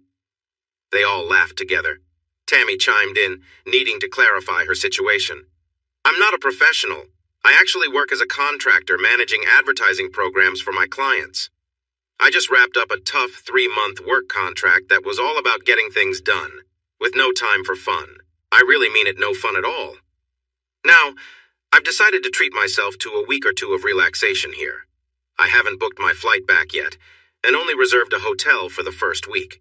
When we arrived, we were so worn out that we barely made it to the bed before falling asleep. I woke up a little before Lucas and decided to show my appreciation for letting me stay here, which is when you joined us. I used to date an average guy, but on a night out, I realized I'm drawn to the more daring types. You both seem like adventurous guys. Are you adventurous, Mickey?" Mickey helped her stand up. "No, I'm not just any adventurous guy. I'm the original. Welcome to my home, Tammy." Tammy excused herself to use the bathroom. Mickey turned to Lucas Jones. "You haven't made any moves on her yet, right?" Lucas shook his head. That wasn't the whole truth, but it was a secret. "I'll speak to Saeed and get her a room of her own. From now on, you keep your distance, all right?" Lucas nodded in agreement. "Good. I'll ask Saeed to bring in someone else later. Just take it easy for now. I'm taking the boat out today. Bring Tammy along." With that, he left to return to his room. Tammy came out of the bathroom. "You did well. It looks like he's interested. Let's get ready, grab some breakfast, and then we'll go out on the boat with Mickey for the day. Just be careful. His girlfriend Ostea will be watching closely. We need her to feel a bit of jealousy for our plan later this week. Lucas wanted her too, but he knew it was risky. He didn't want to draw any attention from Mickey or Mr. Smith. but he would find a way to get what he wanted. Tammy went into the bathroom to shower, expecting Lucas to want to continue what had started before Mickey arrived. She felt relieved he hadn't pushed it further. He made her uneasy, and she worried he might change without warning. She thought she sensed a shift in him on the plane, but for some reason he held back. After her shower, she opened the 2 suitcases that Mrs. Smith had packed for her. She was amazed at the clothes inside. Every item was from a top designer. There were shoes, dresses, swimwear, and everything was just beautiful. She chose a gold bikini and a short floral mini dress with a deep neckline. Tammy wore some cork wedge sandals with gold straps that matched her dress and bikini nicely. With her hair and makeup done, she waited for Lucas to finish getting ready. She wanted to see Mickey's girlfriend, Ostasia. When they entered the large dining area, Mickey was there with Ostia. As they approached, Tammy noticed Ostia examining her closely. Tammy had seen photos of Ostia before, but in person, she was beautiful. "Labas rytas," Tammy said, greeting her in Lithuanian. Ostia looked surprised and just nodded back. They sat down, and the introductions made it clear how Ostia felt about Tammy. Once seated, Ostia spoke. "This is a surprise, Lucas. First time you've brought someone instead of one of those Russian girls." "She isn't my girlfriend. She's just a friend, here to enjoy everything this great country has to offer." Ostia was interested. "How long have you known her, Lucas?" Mickey laughed loudly with food in his mouth. "Less than 12 hours. "I see. Is she staying with you for your visit, Lucas?" Before Tammy could answer, Mickey jumped in, catching her off guard. "No way! I can't let her share a bed with someone like him. I've told Saeed to move her things to another room. She can stay as long as she wants." "Thanks, Mickey, but I have a hotel booked for the week. I only ended up here with Lucas because we had too much champagne on the plane. I appreciate the offer, but I can't acre." Suddenly, Mickey's mood changed, and he pounded the table, making everyone silent for a moment before he smiled again. "Look around you. You have everything you need here. You can keep Lucas company during the day, so he won't feel alone or have anyone else with him. It'll be nice for Ostea to have someone else to talk to. Now let's finish breakfast and get on that boat. I have a feeling I'll catch a big fish today." As he finished his sentence, he winked at Tammy, but Ostea saw right through his words. She gave Tammy a cold look and replied, "Whatever fish you catch today, make sure to throw it back, Mickey. If you bring it home, I'll show you some Lithuanian cooking. I'll prepare it and you'll eat it all before I throw away the leftovers." They all understood the meaning. Tammy knew she needed to be careful in the coming days. After breakfast, they headed to Mickey's boat, which was fittingly named 2 Guns. In Dubai, the yacht was impressive, even if it didn't compare to those of the richest people in the world docked nearby. If it had been in Europe, it would have caught a lot of attention. It was over 100 feet long and had cost Mickey $9 million, a symbol of freedom as the world started to recover from the COVID pandemic. With 5 bedrooms, a hot tub, 2 sun decks, one with a roof that could open a dining area, and a couple of jet skis, it felt like a palace on water. The crew consisted of 2 people, including Yusuf, who was the captain and also helped with their needs throughout the day. Tammy noticed that Ostasia, in her bikini, looked like a supermodel but seemed to think she was quite special. While Tammy relaxed in the sun, she reminded herself that Ostasia was enjoying a lavish lifestyle, mostly because of Mickey. Meanwhile, Mickey and Lucas Jones were back at the stern, trying to catch some fish. Yusuf served them a light seafood lunch, which was delightful. After eating, Ostasia returned to sunbathe with a drink in her hand. Tammy tried to talk to her, but Ostasia was distant and unwelcoming. Perhaps it was just how she was. Taking control of the yacht, Mickey steered along the coastline. Lucas joined Ostasia on a sun lounger while Tammy wandered around the boat, eventually finding herself at the helm with Mickey. She had many questions about the yacht, how it was powered, how it performed, how long it could stay at sea, and how easy it was to steer. "Come and try it out, it's not hard," Mickey said, stepping aside so Tammy could take the wheel. He stood close behind her, guiding her hands on the wheel as they navigated the waters, making the boat glide smoothly through the waves. "See, I told you it wasn't hard," he said. Tammy playfully replied, "You're joking, Mickey. This is tricky. Maybe one day I'll get to steer alone." She laughed, realizing the misunderstanding could be seen in more than one way. Just then, she noticed Ostia getting up and looking around, probably wondering where they had gone. Ostea had never said anything to challenge him, but she thought it was part of the deal that Mickey might try some new experiences when he was away, especially with business partners. However, she saw Tammy as a threat to her plans and wanted to find a way to get rid of her quickly. Mickey passed control of the boat to the captain he hired and went to join the others on the sun deck. They relaxed and enjoyed some drinks before heading back to the marina and Mickey's house. Mr. Jones had to admit that Tanya was doing a better job at pretending to be Tammy than he had expected. He imagined them at the helm together for a while before Ostasia would wonder where they were and go looking for them. Wanting to impress Tammy, Mickey decided to book a table at the 8 Mosphere restaurant in the Burj Khalifa, the tallest building in the world and known for having one of the highest restaurants. He called Saeed to arrange it, telling him to use any connections he had to secure a reservation. An hour later, Saeed called back to confirm a booking for 4 people. Mickey knew it cost him a significant favor, but he felt it was worth it. When they returned to Mickey's house at 4 p.m., they had an hour and a half to get ready. Mickey told Tammy he had planned a wonderful dinner experience for them and encouraged her to dress nicely. In her room, Tanya wrestled with her feelings about leaving her husband. She and Mr. Smith had agreed she could speak to Matt after a couple of days, hoping he would be calm enough for a sensible chat. She hoped he had gone to Saint-Tropez, but she doubted it based on how upset he was when they last saw each other. All her things were left on the plane and taken to Mr. Smith's office until she returned to England. Tanya went to Mr. Jones's room. The phone she had was unable to make regular calls as a safety measure from Mr. Smith.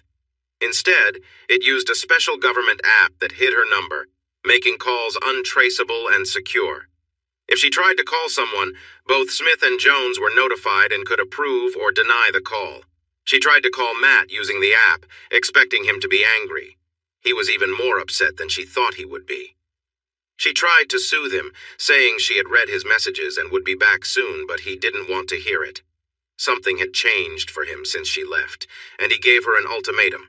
Either stop lying and check the messages he sent, or they were done. He told her to call him back in 90 minutes when he was at the terminal in England. She could tell from his voice that he meant every word. Mr. Jones talked to Mr. Smith received some alarming messages that had been sent to her phone in London. As Tammy read them, she felt overwhelmed and dropped the phone.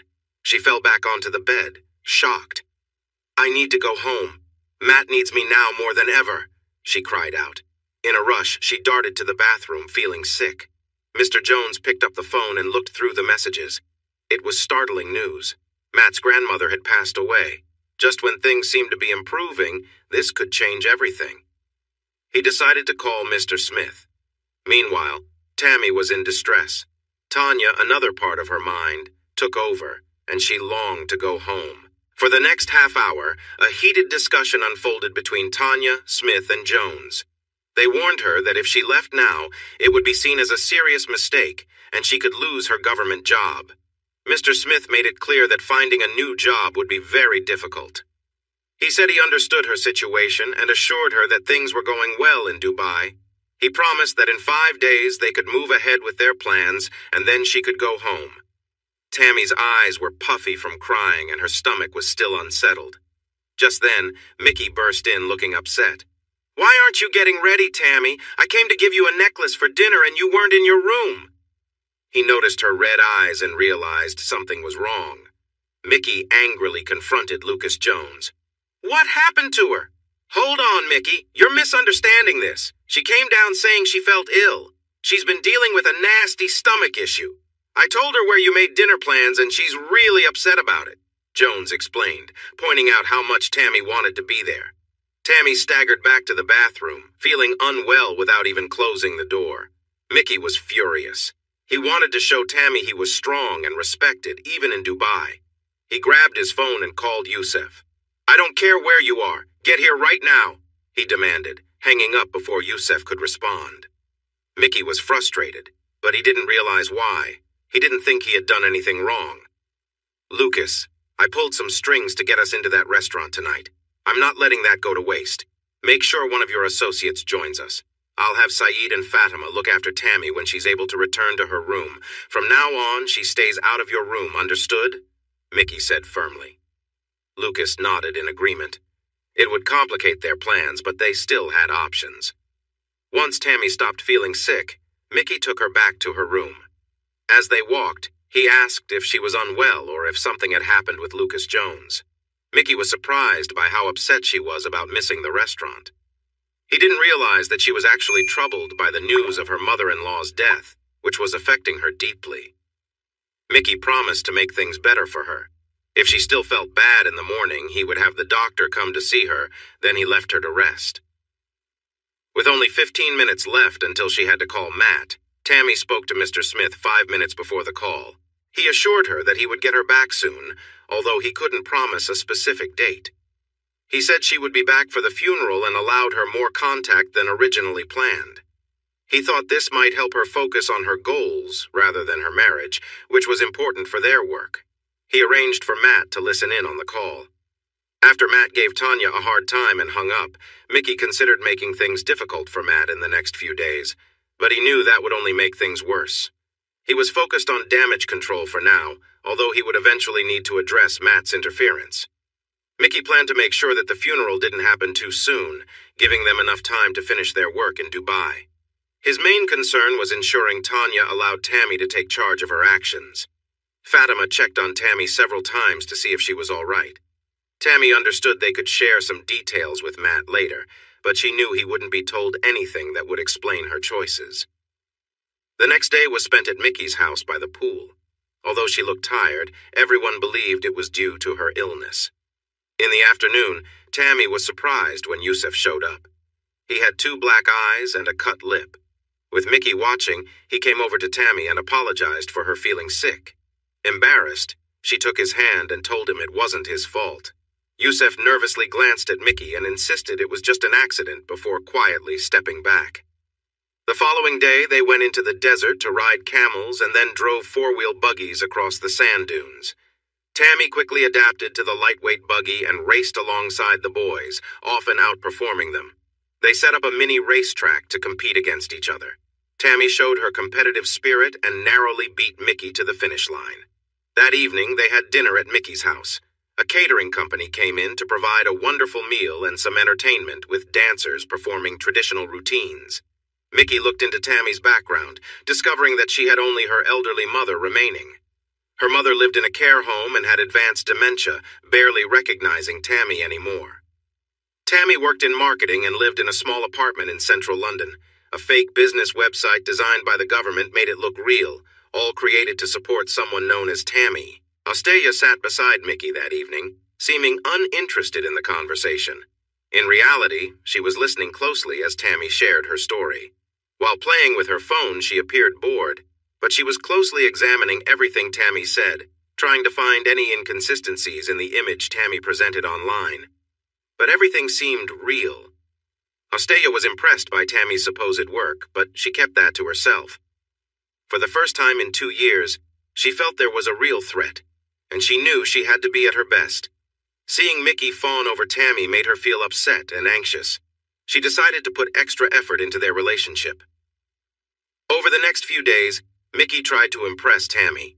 He made arrangements to eat at fancy restaurants, took her out on his boat, and even drove into the desert one evening to watch the sunset while enjoying a meal in a tent set up by a catering company. As part of her plan, Tammy intentionally flirted with Mickey, trying to create some distance between him and Austelia. She did this carefully, ensuring it wasn't obvious enough for Austelia to notice and react. Tammy knew a big party on Mickey's boat, where important local guests would attend, would be crucial for her plans.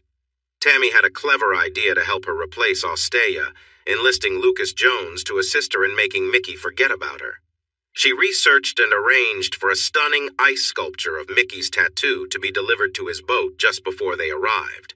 The sculpture would stand 4 feet high, featuring a base that emitted a fog and colorful lights. She spoke to Fatima, who thought it was a fantastic idea, but insisted Tammy pay for it as a thank you to Mickey for his hospitality. They agreed to keep it a secret from everyone except Yusuf. Tammy wanted to repair her relationship with Yusuf. That evening, Tammy wore a standout dress, a Madison bandage chain dress that was different from a typical black dress, drawing attention in all the right ways. Dressed in a stretchy black outfit, the shoulders were cut out, and a series of small chrome chains connected the back to the front. A rectangular piece was missing from the dress just below her left side, creating a gap that was secured with more chains. Without a bra, it made her appear quite striking. She acknowledged that she looked stunning. With light makeup and some black heels, she felt ready to shake things up between Mickey and Ostea. When they met up to leave, Mickey, Lucas, and Ostea were taken aback. Mickey and Lucas were surprised by the confident woman before them, while Ostea felt uneasy, concerned about being overshadowed. As they climbed aboard the boat, Mickey noticed that the blinds had been pulled down in the main area, which was strange since it was still light outside. Upon entering, he was speechless to find a 5-foot-tall ice sculpture in the center, lit by blue light and dry ice, depicting his two-gun tattoo. He looked at Ostea, who seemed lost in thought, and then at Lucas, who shook his head. Yusef stood nearby, smiling warmly, and nodded toward Tammy. "You made this for me? This is incredible! Why didn't I think of this for a party?" he said. He walked over, placed his hands on her shoulders, and shared a gentle kiss on the lips. It was more than just a friendly gesture, but not enough to provoke a reaction from Ostea. Tammy caught a glimpse of Ostasia's fiery glare and returned a smile.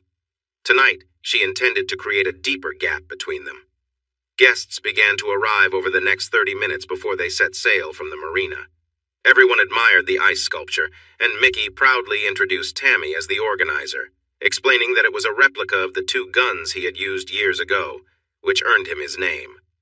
Throughout the next few hours, Tammy remained by his side, making Ostea feel as if she was being replaced right in front of her. Ostea noticed a young Russian man in his 20s frequently glancing her way. Whenever she caught his eye, he quickly looked away. Deciding to take the initiative, she approached him. "What's a handsome guy like you doing on this boring boat trip?" "I'm Ostasia, by the way." She leaned in, gave him a quick kiss on the cheek, and playfully pressed her shoulder against his. "I'm Alexander. I'm here with my Uncle Dmitri to learn about our family's business in Dubai. I have to say, you are the most interesting person I've met in business." Ostea laughed lightly at his playful flirting. She let it go on because she knew Mickey would probably get jealous and come over to take her away soon. Just then, Yusuf came in with a tray holding 2 glasses of champagne. They took the glasses, and Ostea raised hers for a toast. "To new friendships, may they shine brightly." She looked into his eyes as she spoke, having learned how to use her expressions to get what she wanted.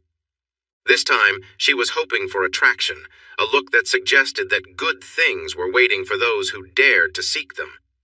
Meanwhile, Lucas had put the drinks on the tray and told Yusef to serve them to the couple. He had added a small amount of a strong substance used in their work, one that made things easier for those involved in the business, especially those who might not have chosen it. An hour later, Ostea looked around and saw Mickey dancing closely with Tammy, his hands on her waist, completely unaware of her. Feeling frustrated, she grabbed Alexander and started to dance with him. She held on to him tightly and whispered that she wanted him. A little while later, they found a room together, caught up in the moment. Unbeknownst to them, Lucas opened the door slightly to record a quick video. Mickey took Tammy outside onto the deck, pushing her gently against the railings as he kissed her. After a moment, she pulled back. "Mickey, I can't do this. You have Ostea, and I don't want to cheat. Yes, I know what we did before, but I thought you were single then. Plus, I haven't had a boyfriend in weeks, and you're really attractive, but I can't do this. What if Ostea walked in? I remember her words about fish, and I know they were meant for me." She looked at him sadly, and he was surprised. It seemed she had some principles. It was the first time a woman had turned him down. Usually they were eager to catch his attention or see him as a trophy, but Tammy was different. He looked around, wondering when he last saw Ostea, perhaps with a young Russian man. It didn't matter. He would look for her soon to smooth over any tension he felt sure she had. This trip had purposes beyond just business. The Russians were discussing something about a shipment that had gone missing on its way to Ukraine, and Mickey might be interested in that. Dmitri glanced at Tammy with interest, glad to keep her close enough to hear a conversation that might have gone unnoticed in different circumstances. The boat came back to the harbor at 4 in the morning, and by the time they settled down for sleep, it was 6. The next day, everyone slept in, waking up just before noon. In the morning, Lucas sent Tammy a short video clip, saying it was filmed by her while she was looking for the bathroom. Tammy then received a message from Mr. Smith, letting her know that she had a flight home the next day. She was supposed to show Mickey the video clip that night and leave his place early in the morning to avoid getting mixed up in any issues that might follow. Mickey had developed feelings for Tammy, which had influenced Osteya to connect with Alexander, leading to uncertain outcomes ahead. As she prepared to head home, Tammy felt a wave of guilt for not being there for Tanya. She wanted to return quickly, trusting that Mr. Smith would figure out the best approach. Later that day, she felt less cheerful, unsure if it was from the previous night's festivities, Mickey's attention, or the thought of having to talk to Matt and prepare for what was next. Later that night after dinner, Mickey quietly entered her room while she was packing. "Tammy, I've really enjoyed spending time with you. If you ever want to come back, just let me know. Your ice sculpture idea last night got a lot of positive attention for me. With that in mind, I'd like you to consider working for me. I think you could really bring some excitement to my business." "Thank you, Mickey. I wanted to find a way to show my appreciation for your kindness, especially since I know how hard you worked to get us that booking at the Burj Khalifa Tower. I figured money isn't a problem for you, so I wanted to find something more meaningful. I'm about to begin a new work project, but I can delay it for a week. Can we meet up when you get back to talk about what you want?" "I want to help, Mickey. But like you, I have my principles, and I need to think about my relationship with Osteya. Your presence has made me realize it's time for her to decide." Tammy suddenly started to cry as thoughts of Matt and the idea of starting a family with him filled her mind. She felt far from that dream now. "Hey, don't cry, Tammy. Life happens," Mickey said softly. "It's not that, Mickey. I saw something last night, and I'm unsure if I should tell you." His expression grew more serious. "What did you see, Tammy?" She unlocked her phone, found the video from the night before, and handed it to Mickey. "I'm really sorry, Mickey." After watching the clip, Mickey gave her back the phone. He asked her to send him the video, then he quietly left her room. Mickey and Lucas were missing for the rest of the evening. Only Lucas was there to say goodbye with his biggest smile when she left. He told her that the first phase was a success and that he would see her in a couple of days in London. Yusuf drove her to the airport. She apologized for Mickey's behavior, but he shrugged it off, saying it was part of the job. Mickey was a great boss, willing to do anything for him if needed. At the airport, she thanked Yusuf and said she hoped to see him again. Yusuf laughed, saying, "Oh, you'll see me again, and sooner than you think." He tapped his nose playfully. She gave him a quick kiss on the cheek and headed through the airport on her first-class flight back to England. Mr. and Mrs. Smith were sitting near her. They couldn't have a real conversation, but Mr. Smith made it clear he was happy. Now she had to prepare for the consequences of leaving Matt in Lyon just 10 days ago. Back in Dubai, Mickey woke up and told Osteya to get ready to spend time with him. He approached her with warmth and energy. She worried he might have seen her dancing with Alexander, but he said nothing. She felt a sense of relief that the other woman was finally out of the picture. This seemed like the first step toward making things right. After they showered, Mickey told her to dress nicely for a special occasion. He wanted to show her how much she meant to him, especially after the night before.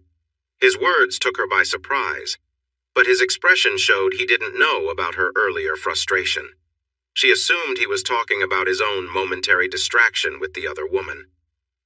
After breakfast, they got into the Range Rover, and Lucas drove them out the gates. It struck her as strange until she remembered that Yusuf had taken the other woman to the airport. They drove into the desert, where she noticed 2 vehicles parked far from everything. She felt a sense of worry building inside her, something she had never experienced before. They parked the car, and Mickey got out. He walked around to her side and opened the door. She didn't move, so he pulled her out and led her over to Dimitri, who was standing with one of his friends. She realized that Mickey knew what had happened on the boat, and fear crept in. Mickey and Dimitri shook hands, and there were no smiles or friendly greetings. Dimitri looked straight into Osteja's eyes, filled with disdain. Her heart raced, and she began to tremble, her calm demeanor disappearing. One of Dimitri's friends went to a car, opened the door, and brought over Alexander, who seemed to be under some control. Without saying anything, Mickey played a video on his phone, showing it to both Alexander and Asteya. Asteya couldn't hold back her tears. She sensed that her fate was hanging by a thread. From another car, two men carried a case and placed it on the ground in front of everyone. When they opened it, it revealed handguns and bullets, some of the very items they had talked about the night before. Mickey used his foot to draw a large circle around the box. Unlike my friend here, you are young and foolish, Alexander. You made a mistake and let your emotions take over last night. But she is my friend now, not yours. Normally, I would have dealt with you more harshly, but your uncle agreed to give you a chance. In a moment, I will shout, "Run!" and you need to run in that direction into the desert. Your uncle will set a timer for 1 minute. During that time, I will load a gun and try to hit you without stepping outside this circle. After a minute, I'll stop and we'll see what happens. Run. Alexander took off. His hands were tied, so he had to be careful with his steps. He figured Mickey would take about 30 seconds to load the gun, so after 20 seconds, he began to zigzag, hoping to last a full minute. Mickey bent down, picked up a gun, and quickly checked it. He loaded it and prepared to aim. 25 seconds had gone by. He raised the gun and aimed at Alexander, who was zigzagging away. Mickey fired several shots around him to scare him as long as possible. With about 5 seconds left, he focused hard and aimed carefully. He fired, and Alexander suddenly halted. He dropped to his knees and looked at the large pool of red spreading on the sand around him. Please send my sympathies to your sister. I hope she understands that we don't want to fight over this small issue. Now that part of our agreement is finished, we need to finalize everything. He grabbed Asteya's arm and pushed her toward Dmitri, who took her other arm and passed her to one of his associates. He then took her, despite her struggles, to the back of one of the cars. I don't want to see her again, Dmitri. Is that clear? Don't worry, Mickey. She is headed for a tough place, working for people who don't treat others well. Their lives are hard, so they often take out their frustration on someone else. She won't be going there willingly, but I can promise you, with her looks, she will be kept busy, and my sister has insisted she works there for a long time. Mickey nodded, feeling a mix of sadness and loyalty to his code. The last person who betrayed him had sought a secret he kept dear, which made him strong back home. Lucas found the traitor and brought him to Mickey. Mickey let the authorities know that what he had was very real. Mickey handed over all of her documents, including a passport. To everyone else, it would look like she chose to leave Mickey to chase something new, and that was exactly what he planned to do when he returned to England. Meanwhile, Mr. Smith and Tanya were flying back to England. Upon landing, Mr. Smith received a message from Mr. Jones that simply said, "Game on." Now he needed to guide Tanya into the next step. He had a plan that he could put into action soon. When they reached Heathrow, Tanya collected her bags and was surprised to see a driver waiting for her with a sign showing her current name, Tammy Willis. Mr. Smith had given her some keys and an address in central London. The place was ready for her, and she would stay there for now. He told her to take a taxi, and her bank card was actually connected to a government account. Just making sure you're the right Tammy Willis. I didn't book a car, the driver said. No, sir. It came through earlier today, paid for by M2G Enterprises. M2G Mickey Two Guns, she thought. She felt proud. Mr. and Mrs. Smith were right. She had talent and was meant for great things. She followed the driver to a Range Rover and found a big bouquet of red roses. A card simply said, "I miss you." She arrived at 1 Blackfriars in London, known as the Boomerang for its unique shape. Her keys opened a beautiful glass-walled apartment with a view of the River Thames. It was halfway up the 163-meter-tall building. The place was nicely furnished, and there was food and all the things needed to live comfortably. It felt like someone had just left, ready for her to move in without any work needed. When she looked in the wardrobes, they were filled with shoes and clothes. Like in her trip to Dubai, they were costly designer brands in her size. She noticed a range of outfits, from work clothes to more elegant pieces. This made her uneasy. She really wanted to talk to Matt, but Mr. Smith warned her that reaching out could hurt her relationship more than help at this time. She would see him in a few days at the funeral. Mr. Smith had kept his promise. She was there to pay her respects to Georgina and Matt. The next day, she took the tube train to the SIS building along the embankment, the home of MI6 and other secret parts of the government. She used the pass given to her by Mr. Smith and followed the directions to the right floor. When she swiped the entry panel, she entered a room filled with computer screens on nearly every wall. 5 people were either typing or talking while wearing headphones. A door opened to an office, and Mr. Smith welcomed Tanya inside. They spent over an hour discussing the operation in Dubai. He apologized for threatening her with dismissal, but admitted he felt pressured at that moment. He assured her that he would never take such a step. He informed her that Mickey was now single and interested in a woman named Tammy Willis. Please tell me he didn't hurt her, Mr. Smith. No, he didn't. You saw he was angry, but he only asked her to leave. Apparently, her expression was quite something when it happened. That leads us to the next part of our plan, relationships. You know what we need you to do, and how long it takes will depend on how quickly you can connect with Mickey. Mr. Smith glanced at the clock, and then there was a knock on the door. The Prime Minister walked in. Tanya was caught off guard and took a moment to gather herself before reaching out to shake hands. I'm sorry, sir, you surprised me. It's an honor. Hold on, Tanya, the honor is mine. Mr. Smith has prepared a thorough report on the operation, and I have to say both myself and the senior team involved are proud of your dedication, especially given the recent loss of your mother-in-law. I hope Mr. Smith is correct about your relationship with your husband, and that everything will work out in the end. Now, if you'll excuse me, I need to get going. Officially, I'm just passing through. It has been a pleasure to meet you, Tanya. When all this is over, I would like to meet you and your husband to express my gratitude personally. With that, the Prime Minister left. As he walked away, he felt sorry for the young woman. If she succeeded in her true mission, she might become just a pawn in a larger game and could easily be pushed aside. For now, she was playing an important role, but the other side had not yet delivered what was needed.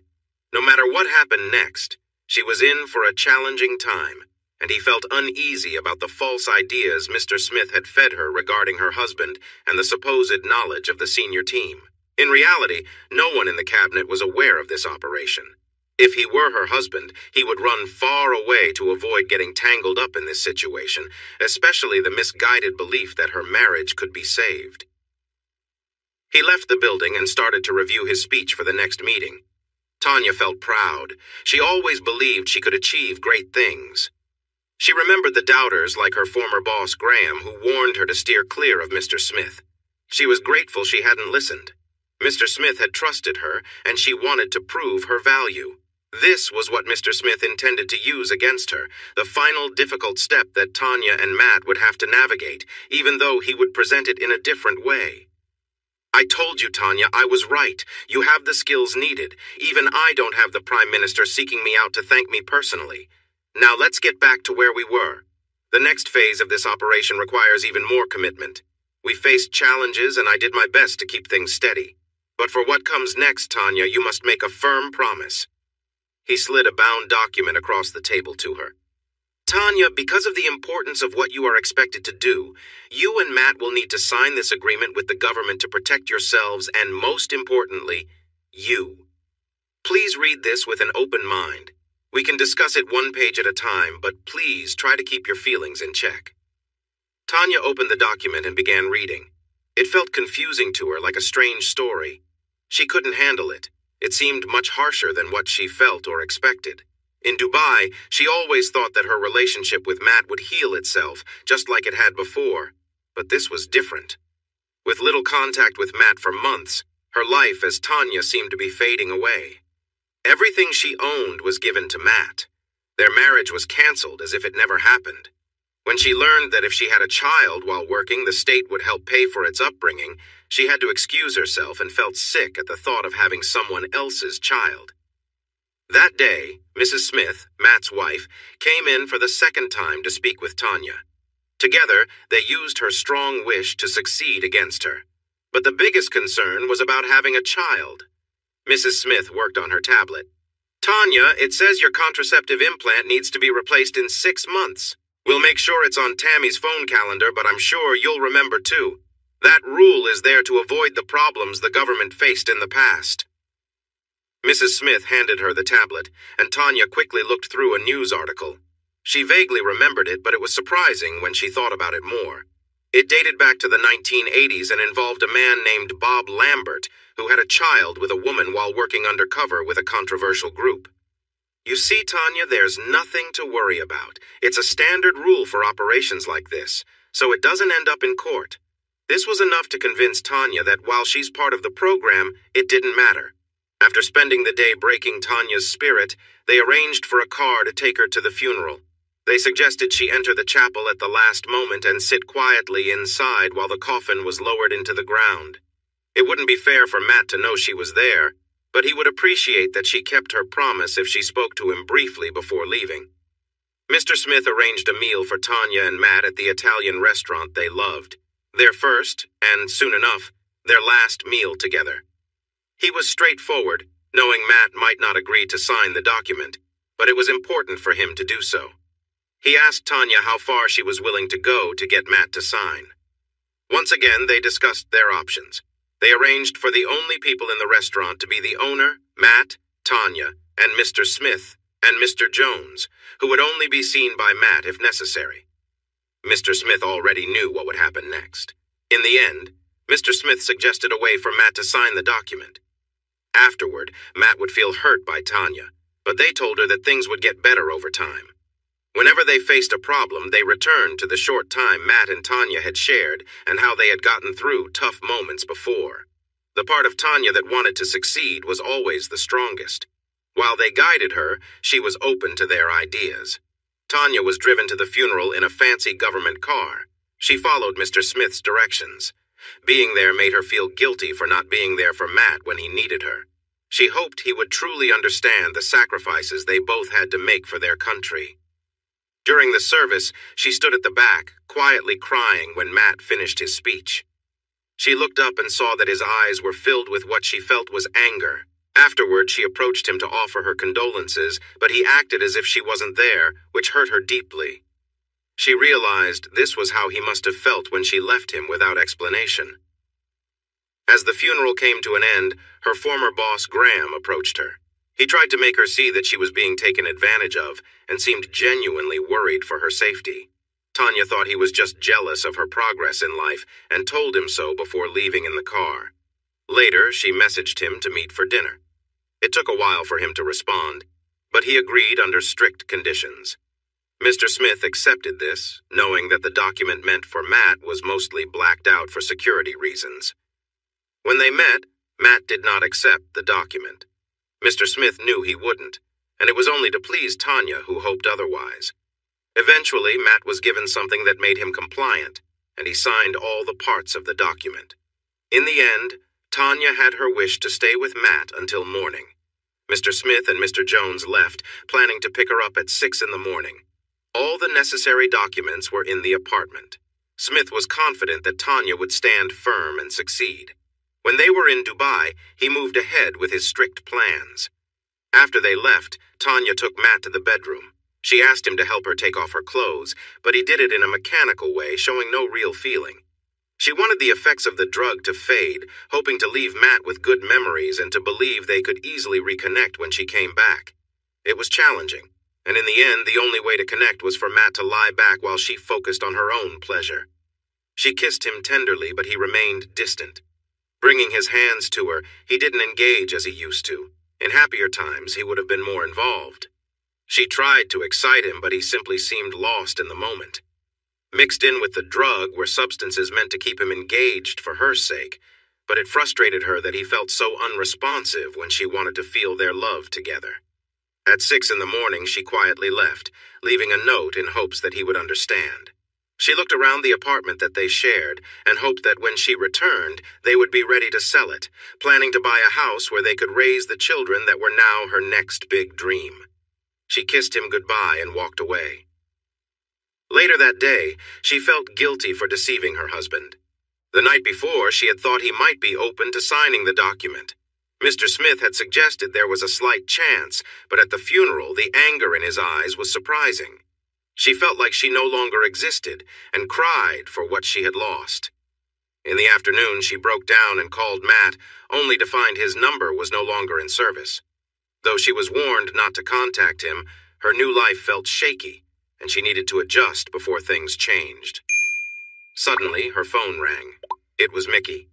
"Hi, Tammy, I just got back to the UK. I'm sorry I didn't say goodbye, but I wanted to thank you for showing me that video. Many wouldn't have told me and let me stay in the dark." After a talk the next day, Australia decided to try something new. "I'm free now, Tammy, and I'd like to invite you to dinner on Friday. I've made a reservation at the Beast. Do you like steak and lobster? We can talk about work. I have an idea that might interest you." "Hi, Mickey. I love steak and lobster. I just checked where the Beast is. By the way, are you a swinger?" Mickey paused for a moment. He said that if Tammy had been with him, she would not have liked how unhappy he looked. "No, Tammy, I don't share my partner with anyone," she laughed. "I'm glad you think that way. I was just joking. The place I meant is called Swingers Crazy Golf. Let's meet there for a round or two of golf and have some drinks before dinner. Since we're both competitive, I'm sure we can make a fun bet to bring out our competitive sides." Mickey chuckled, realizing she had made a light-hearted joke at his expense. Most people didn't joke with Mickey like that, but Tammy was different. He agreed, and they planned to meet at 5 o'clock that Friday. Mickey arrived first, dressed sharply, looking like he belonged in a show about the past. Most people noticed he was the real deal. When Tammy walked in, everyone's attention quickly turned to her. She wore a stunning red dress that hugged her figure and showed off her leg as she walked in her red heels. The dress ruffled around her waist but clung closely elsewhere, highlighting her shape. The neckline was deep, drawing attention to her beauty. Every time Mickey saw her, he felt drawn closer, like a magnet. "Tammy, look around. Everyone is watching you. I've been dreaming about you every night, but seeing you here is something else. You look amazing, and it's definitely making an impact on me." "Thanks, Mickey. And you look fantastic, too." She wrapped her arms around him and kissed him warmly. Her hand playfully slid down, teasing him. Unlike a few days ago, there was no one else around him. Mickey pulled out a small box with a silk ribbon. When Tammy opened it, she found a pair of beautiful gold earrings that sparkled like tiny chandeliers made of diamonds. She hesitated to accept the gift, but Mickey insisted he had brought them from Dubai just for her. She wore them, and people admired her even more. As they got ready for their first round of golf, they made a light-hearted wager. The loser would have to perform a fun little dance at the end of the evening. Tammy was determined to put on the best show she could. They played a game of indoor golf, and despite her best efforts, Tammy ended up losing. Mickey smiled, took a deep breath, and looked at her with a grin. They crossed the street and enjoyed a nice meal. When it was time to pay, the bill was nearly £1,000 for both of them. Tammy offered to pay half, but Mickey refused. He had invited her out, and he was happy to cover the cost. For him, it was a small price to pay to spend time with Tammy. They paid and stepped back outside.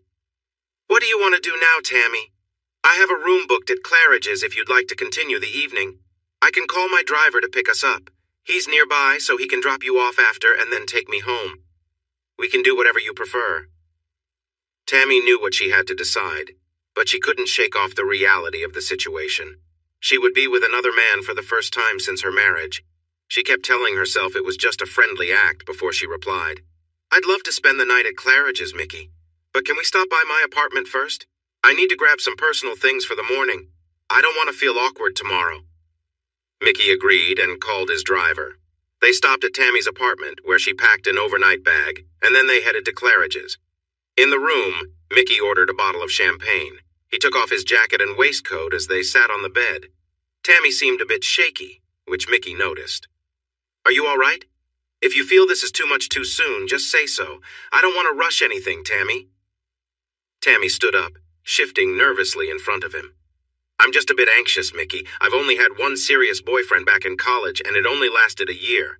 Most of my other relationships have been casual, so this feels like a big step for me." That wasn't entirely true. She felt nervous because she was about to take this big step with Mickey. She turned around and asked him to help with her dress, which he did. Turning back, she slipped the dress off her shoulders and let it fall to the floor. She was left in just her heels and the earrings Mickey had given her earlier. What happened next surprised Mickey. He leaned closer to Tammy, now realizing how vulnerable she was. His attention was drawn to a small tattoo she had. "What's this tattoo about, Tammy?" She sighed, remembering their earlier conversation about her tattoo. "When I was in college, I had my first love, but it didn't last long. Toward the end, I felt like he was drifting away, so I made a mistake and got this tattoo to show him how I felt. In the end, it didn't change anything. He still broke up with me. I keep meaning to do something with it, she said. Mickey pulled her closer. If their relationship grew, he had ideas for that tattoo. His hand slid up her sides and rested gently. He leaned in to kiss her softly before they fell back onto the bed. They were soon caught up in their feelings for each other, enjoying their time together into the night. When morning came, Tammy found herself in the bathroom, quietly crying. She knew this was how things would always be, but it had to happen. Mr. and Mrs. Smith had insisted it was just an act for her, that any emotions she showed were not real. Yet, Mickey surprised her. She expected their time together to be rough, but he was kind and gentle. He seemed to know what he was doing, showing warmth that she didn't expect. Although she struggled with her feelings about it, the experience itself wasn't bad physically. The real battle was inside her, torn between her job and her love for her husband. The next 3 months flew by. Within a month, Tammy moved into Mickey's big 6-bedroom house near Raynham in Essex. During the first 4 weeks, he showed her his legitimate businesses, including a nightclub and casino in Southend. He wanted her to help rebrand them. She suggested new ideas for 2 hotels. One would cater to hen parties and include a spa and bottomless brunches. The other would attract stag parties with activities like fishing and off-roading. By building 2 hotels with a shared dining area, they could save money by using one kitchen and bar. They planned to connect it to the casino and nightclub, offering VIP options. Mickey liked the ideas, and soon they bought a large empty hotel and began working on their plans. This would not only expand his business, but also help him manage money from less-than-a-deal activities. Tammy quickly became a part of Mickey's life, and it all felt natural. His mother and sister adored her from the start, teasing Mickey not to let her go because she was so much better than him. It was a light-hearted joke, but Mickey realized that she was definitely more intelligent than he was. Early on, he asked his old friend Tony T., who was good with computers, to install some software to keep track of Tammy's online and phone activity.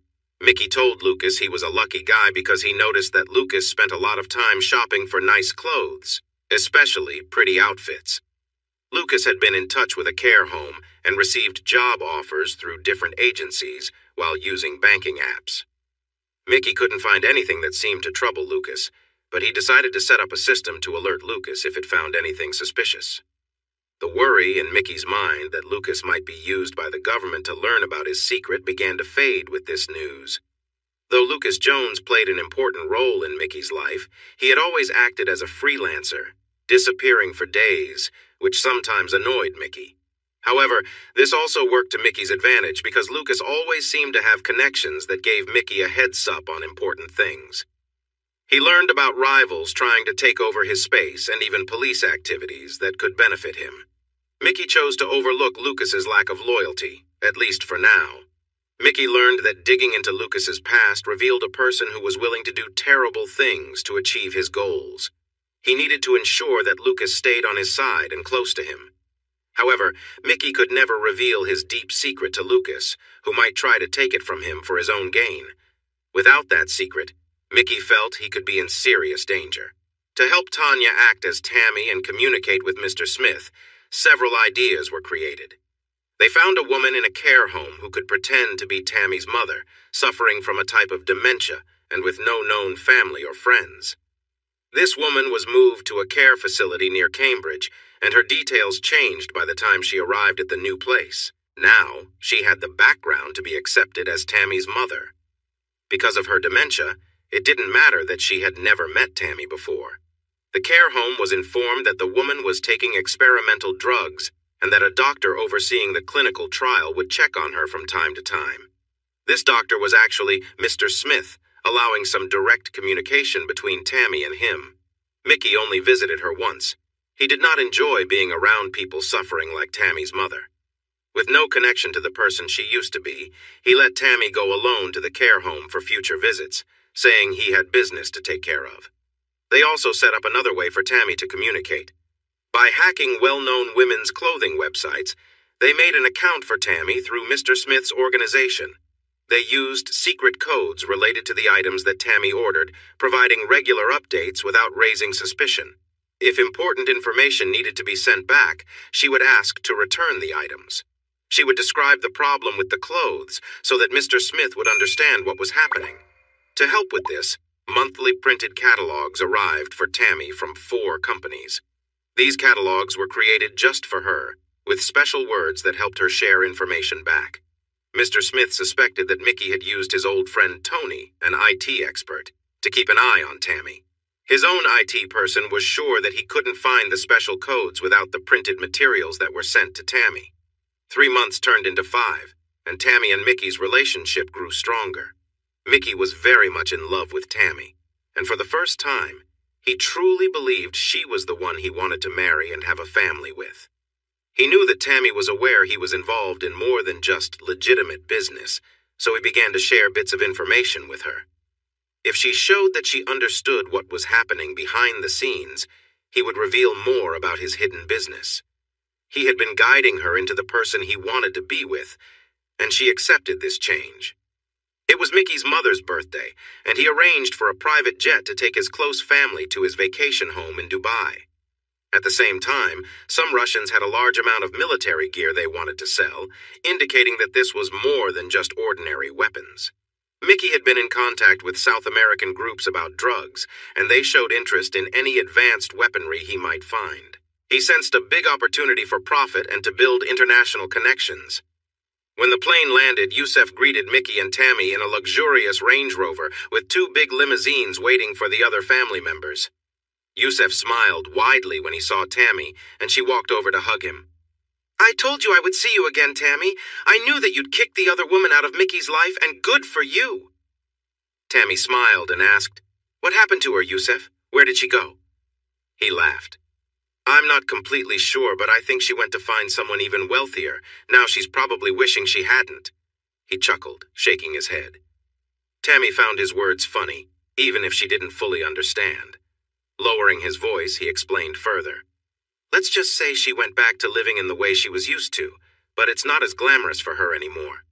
She did the same now, every hour, every day, just to make sure she could stay safe." Tammy shuddered as she realized the fate that could await her if Mickey ever discovered who she really was and what she was up to.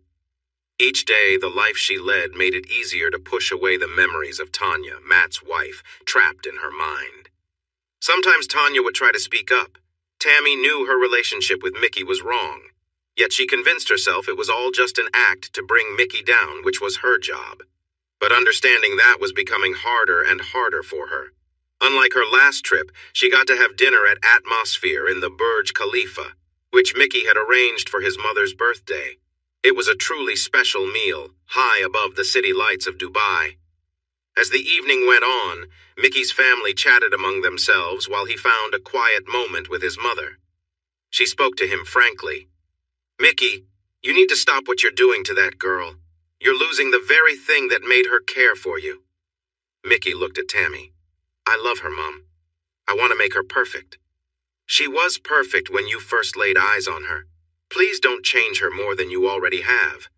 I can see she loves you, and it seems she's doing what you want to keep you happy. I worry that if you push her too hard, she might pull away. Of all the women who have been with you over the years, she is truly special. Do the right thing for your father and me." "I plan to, very soon." She took his hand and held it, giving him a kiss on the cheek. That's the best birthday gift any mother could ask for. The following week, they returned to England, and life went back to normal. Tammy was busy planning hen and stag party packages. Flyers were sent to many gyms and handed out at nightclubs across the country. There was a spot on each flyer for clubs to stamp an ID, so any bookings made through them would earn a 10% commission. The bookings started coming in quickly. Mickey knew that with Tammy by his side, they made a great team, and he was deeply in love with her. Now he just needed to find a way to strengthen that love.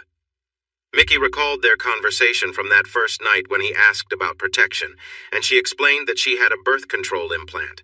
She had marked their calendar at home to make an appointment to renew a medical device that Mickey had advised her to get done privately at a clinic on Harley Street in London.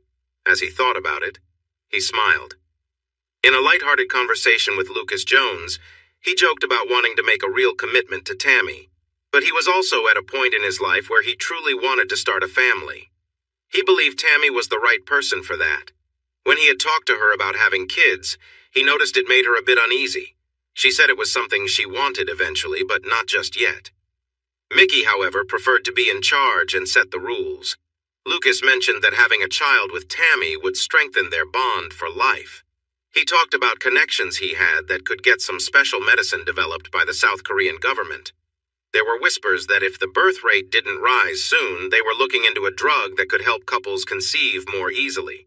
Reports from secret trials suggested that the drug worked very well, helping many women become pregnant quickly. Some even ended up having twins.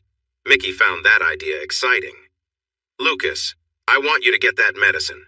Bring it to the doctor and ask him to use it instead of her current birth control method," Mickey requested. Lucas grinned, thinking this would make things interesting.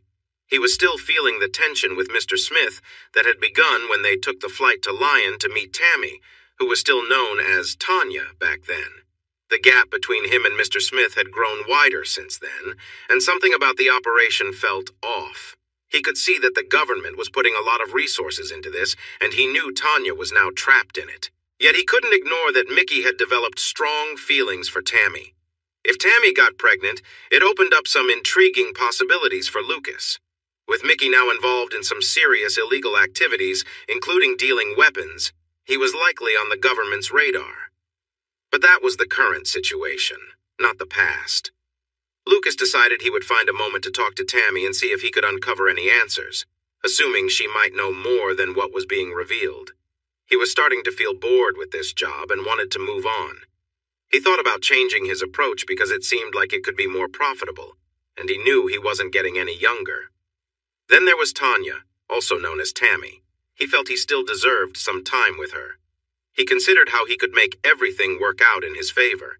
It was something he could think about before deciding on his next steps. If Lucas Jones was realizing that he didn't fully understand the real aim of their work, Tammy was coming to the same conclusion after her last visit with her fake mother at the care home and a meeting with Mr. Smith. As she sat in his office, he noticed the changes in her appearance that Mickey had made.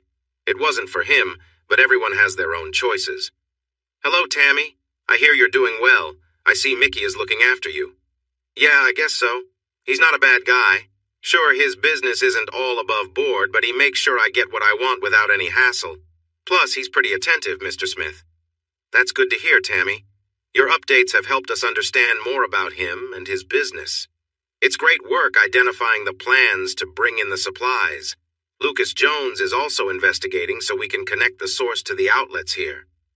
Mr. Smith, has he ever talked about anything personal that isn't about work, but could be useful for you or someone else?" "I'm not sure I follow. Are you implying he has hidden feelings or something?" "That's not the case based on how he acts with me. You should be clearer, Mr. Smith. Is there something about Operation Culebra that you're not sharing?" "No, not at all. We need to consider every angle, Tammy. Maybe you can find a way to uncover any secrets he might have. You could use your personal interactions to gather information if you understand what I mean. Mr. Jones believes he has strong feelings for you, so use that to your advantage. Complete the task and come back with valuable information." Tammy left and got into her Porsche 911 Turbo S, a gift from Mickey when she moved in. She wasn't really into cars, and she was surprised to discover the car cost nearly £200,000. Mickey simply kissed her and said, "Enjoy your welcome gift." She thought about what Mr. Smith had told her. Something didn't seem right. Why was she so involved in Mickey's life, with Mr. Jones coming in and out? She felt like she was missing something, but wasn't sure what it could be. If she didn't know what she was searching for, how would she recognize it if it appeared? She drove back home, her thoughts racing as she navigated the streets.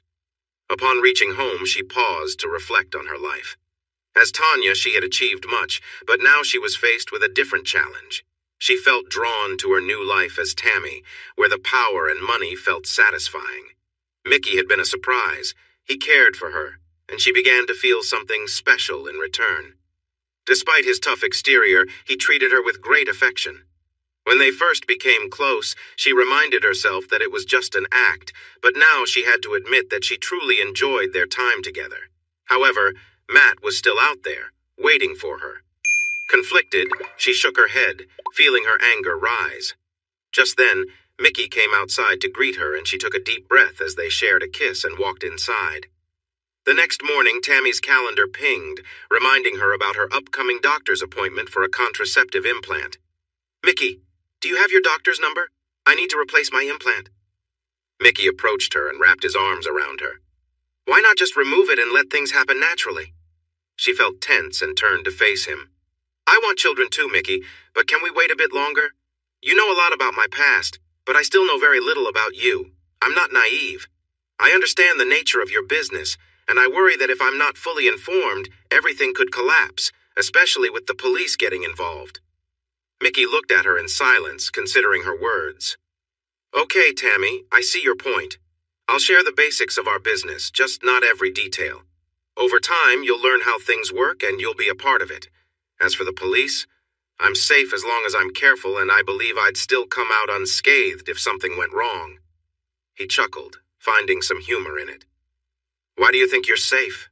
No one is completely untouchable, Mickey." His expression turned serious as he tightened his grip on her shoulders. "If things go as I plan, I'll show you why." Tammy took a moment to think about what Mr. Smith had said. She realized that this was what he had been looking for. She decided to keep this conversation to herself and not share any details with Mr. Smith or Lucas Jones. When the day came for her doctor's appointment, she was surprised to see that Lucas was going with her. She asked Mickey why, and he explained that Lucas had an appointment just before hers, so it made sense for them to travel together. On the train, they talked about the ongoing operation, but neither of them mentioned their suspicions about the truth. At the doctor's office, Lucas went in for his appointment first. When the doctor saw him, he felt a wave of unease. He quickly tried to act professional. "Good morning, Mr. Jones. How can I help you today?" Lucas didn't respond right away. Instead, he picked up a family photo from the doctor's desk, which showed the doctor's wife and their 2 teenage daughters. "You know, Doc, I'm impressed you snagged such an attractive wife and had 2 beautiful daughters. They look nothing like you, though. I have a theory. I bet your wife has someone else in mind. I could help with that, you know. Send them off to South America. The stories I hear about that place." He trailed off, glancing at the photo. The doctor began to sweat, clearly distressed. Lucas then revealed a small metallic container that held what appeared to be a medical device. "You know, I think they might actually be yours after all. I have a favor to ask. I want you to use this device instead of the one you have for Tammy." "What's wrong with the one I've prepared?" The doctor stuttered. "This one stops pregnancy, if you understand me. If you do this for me, in 6 months, Tammy will be expecting a child. In exchange, I'll make sure your family is safe from any troubles in Colombia. You wouldn't want anything bad to happen to them, right?" Lucas handed the container to the shaking doctor, who took it with trembling hands. "Thanks for your time, Doc. You look a bit unwell. It might be a good idea to get yourself checked out for those shakes." After that, Lucas walked into the waiting area and took a seat. It was 10 more minutes before Tammy was called in, while the doctor took a moment to collect himself. Even though it felt wrong, he decided to follow Lucas Jones's orders. The look in Lucas's eyes made it clear he would act on his threat against his family. The doctor removed the old implant and put in the new one given to him by Lucas, hoping it would work as intended. 30 minutes later, Tammy and Lucas were on their way back to the train station to return to Essex. Lucas chuckled to himself. He had figured out how to use this situation to his advantage. It had been 6 months since Tanya had left her husband Matt to live undercover as Tammy. When she left, she thought she could return and reconnect with Matt to work through their issues. However, the reality was that Matt had moved on with his life. Matt had taken a job transfer to East London under a program designed to bring experienced firefighters to the capital. He settled into his new life, knowing that his past with Tanya and the possible threat from Mr. Smith and Mr. Jones lingered like shadows. He learned from Tanya's former boss, Graham, how to be cautious. Matt had 2 places to live, one official and the other private. He expected trouble to surface at some point, but nothing happened, which allowed him to start feeling more at ease over time. In his new surroundings, Matt got along well with his colleagues at the fire station, but he quickly learned to avoid a sensitive topic with one of the guys. During a lunch break, he discovered that Mark, a man in his early 30s, had a military background. When Matt casually asked about his service, Mark suddenly stopped eating and left without a word. The others warned Matt not to discuss the military with him, as Mark had hinted at wanting to forget that part of his life. Although it was never openly talked about, Mark had several scars on his face and body, leading to speculation about a past incident. But no one knew the full story. Two of Matt's colleagues owned a boxing gym in Silvertown, close to the fire station. New to the area, Matt found it a good way to meet people and started taking classes in Krav Maga. He had heard of it and knew it was a self-defense system developed by the Israeli military. After his earlier experiences with Mr. Jones, he felt it was wise to learn some techniques that could help him protect himself if needed. Due to his work schedule, Matt spent a lot of time at the boxing club. In return, he learned self-defense quickly, reaching a decent level of skill. One morning he woke up to find a woman's arm over him. He turned to see a playful blonde lying beside him. She had a sun-kissed tan, probably from weeks of sunbathing on a beach during her vacation in Gran Canaria. He smiled at the memory of meeting Sandra a few weeks earlier. They had shared a flirty moment in the back of a taxi after a night out. As she got out, he playfully asked her a question. "So when you're back from your holiday, will I get to see your tan? Give me your phone." He handed her his phone and she entered her number, saving it under her name before returning it. She leaned in close, just inches from his face. "Keep me interested while I'm away and we'll see what happens. If you're good, maybe we can share a little more later." With a wink, she walked away, leaving Matt to think about sending her some fun messages the next day. On his way home in the taxi, his thoughts drifted back to that conversation, focusing on one word, tan. It was also a nickname he had for his ex-wife, Tanya. He wasn't sure where they stood legally because of the paperwork she had convinced him to sign after he had an unfortunate incident the last time they were together. It had been 6 months since Tanya vanished just days into their vacation, leaving him when he needed her support the most. His grandmother had passed away suddenly just hours after Tanya left. Despite his pleas for her to come back, even threatening divorce, nothing changed. The last memory he had of her was a bleak dinner with two mysterious officials. He felt a mix of anger and confusion about why their relationship ended so badly. In time, he had come to believe that Tanya had some personal issue that surfaced when she had to choose between her job and their family plans. It didn't matter now. He knew he couldn't take her back. Weeks later, one of his friends was getting married, and the whole group was planning a fun weekend away for the bachelor party in South End. They had special access to a club on Friday night, a clay pigeon shoot on Saturday, a visit to the casino afterward, and then VIP tickets to a nightclub to cap off the weekend. All the guys from the watch were excited for a weekend of fun. Matt was not in a serious relationship with Sandra, but they had gone out together several times and shared some intimate moments. He told her he was away for a party weekend, and she said that was okay since they weren't exclusive at that point. They were pleasantly surprised by the hotel in South End. It had just been renovated and was designed especially for party groups. The hotel next door was aimed at women's gatherings, and both places shared a big dining and bar area, which the guys thought was a smart idea. A few of Matt's friends had already started chatting with some women from the other hotel.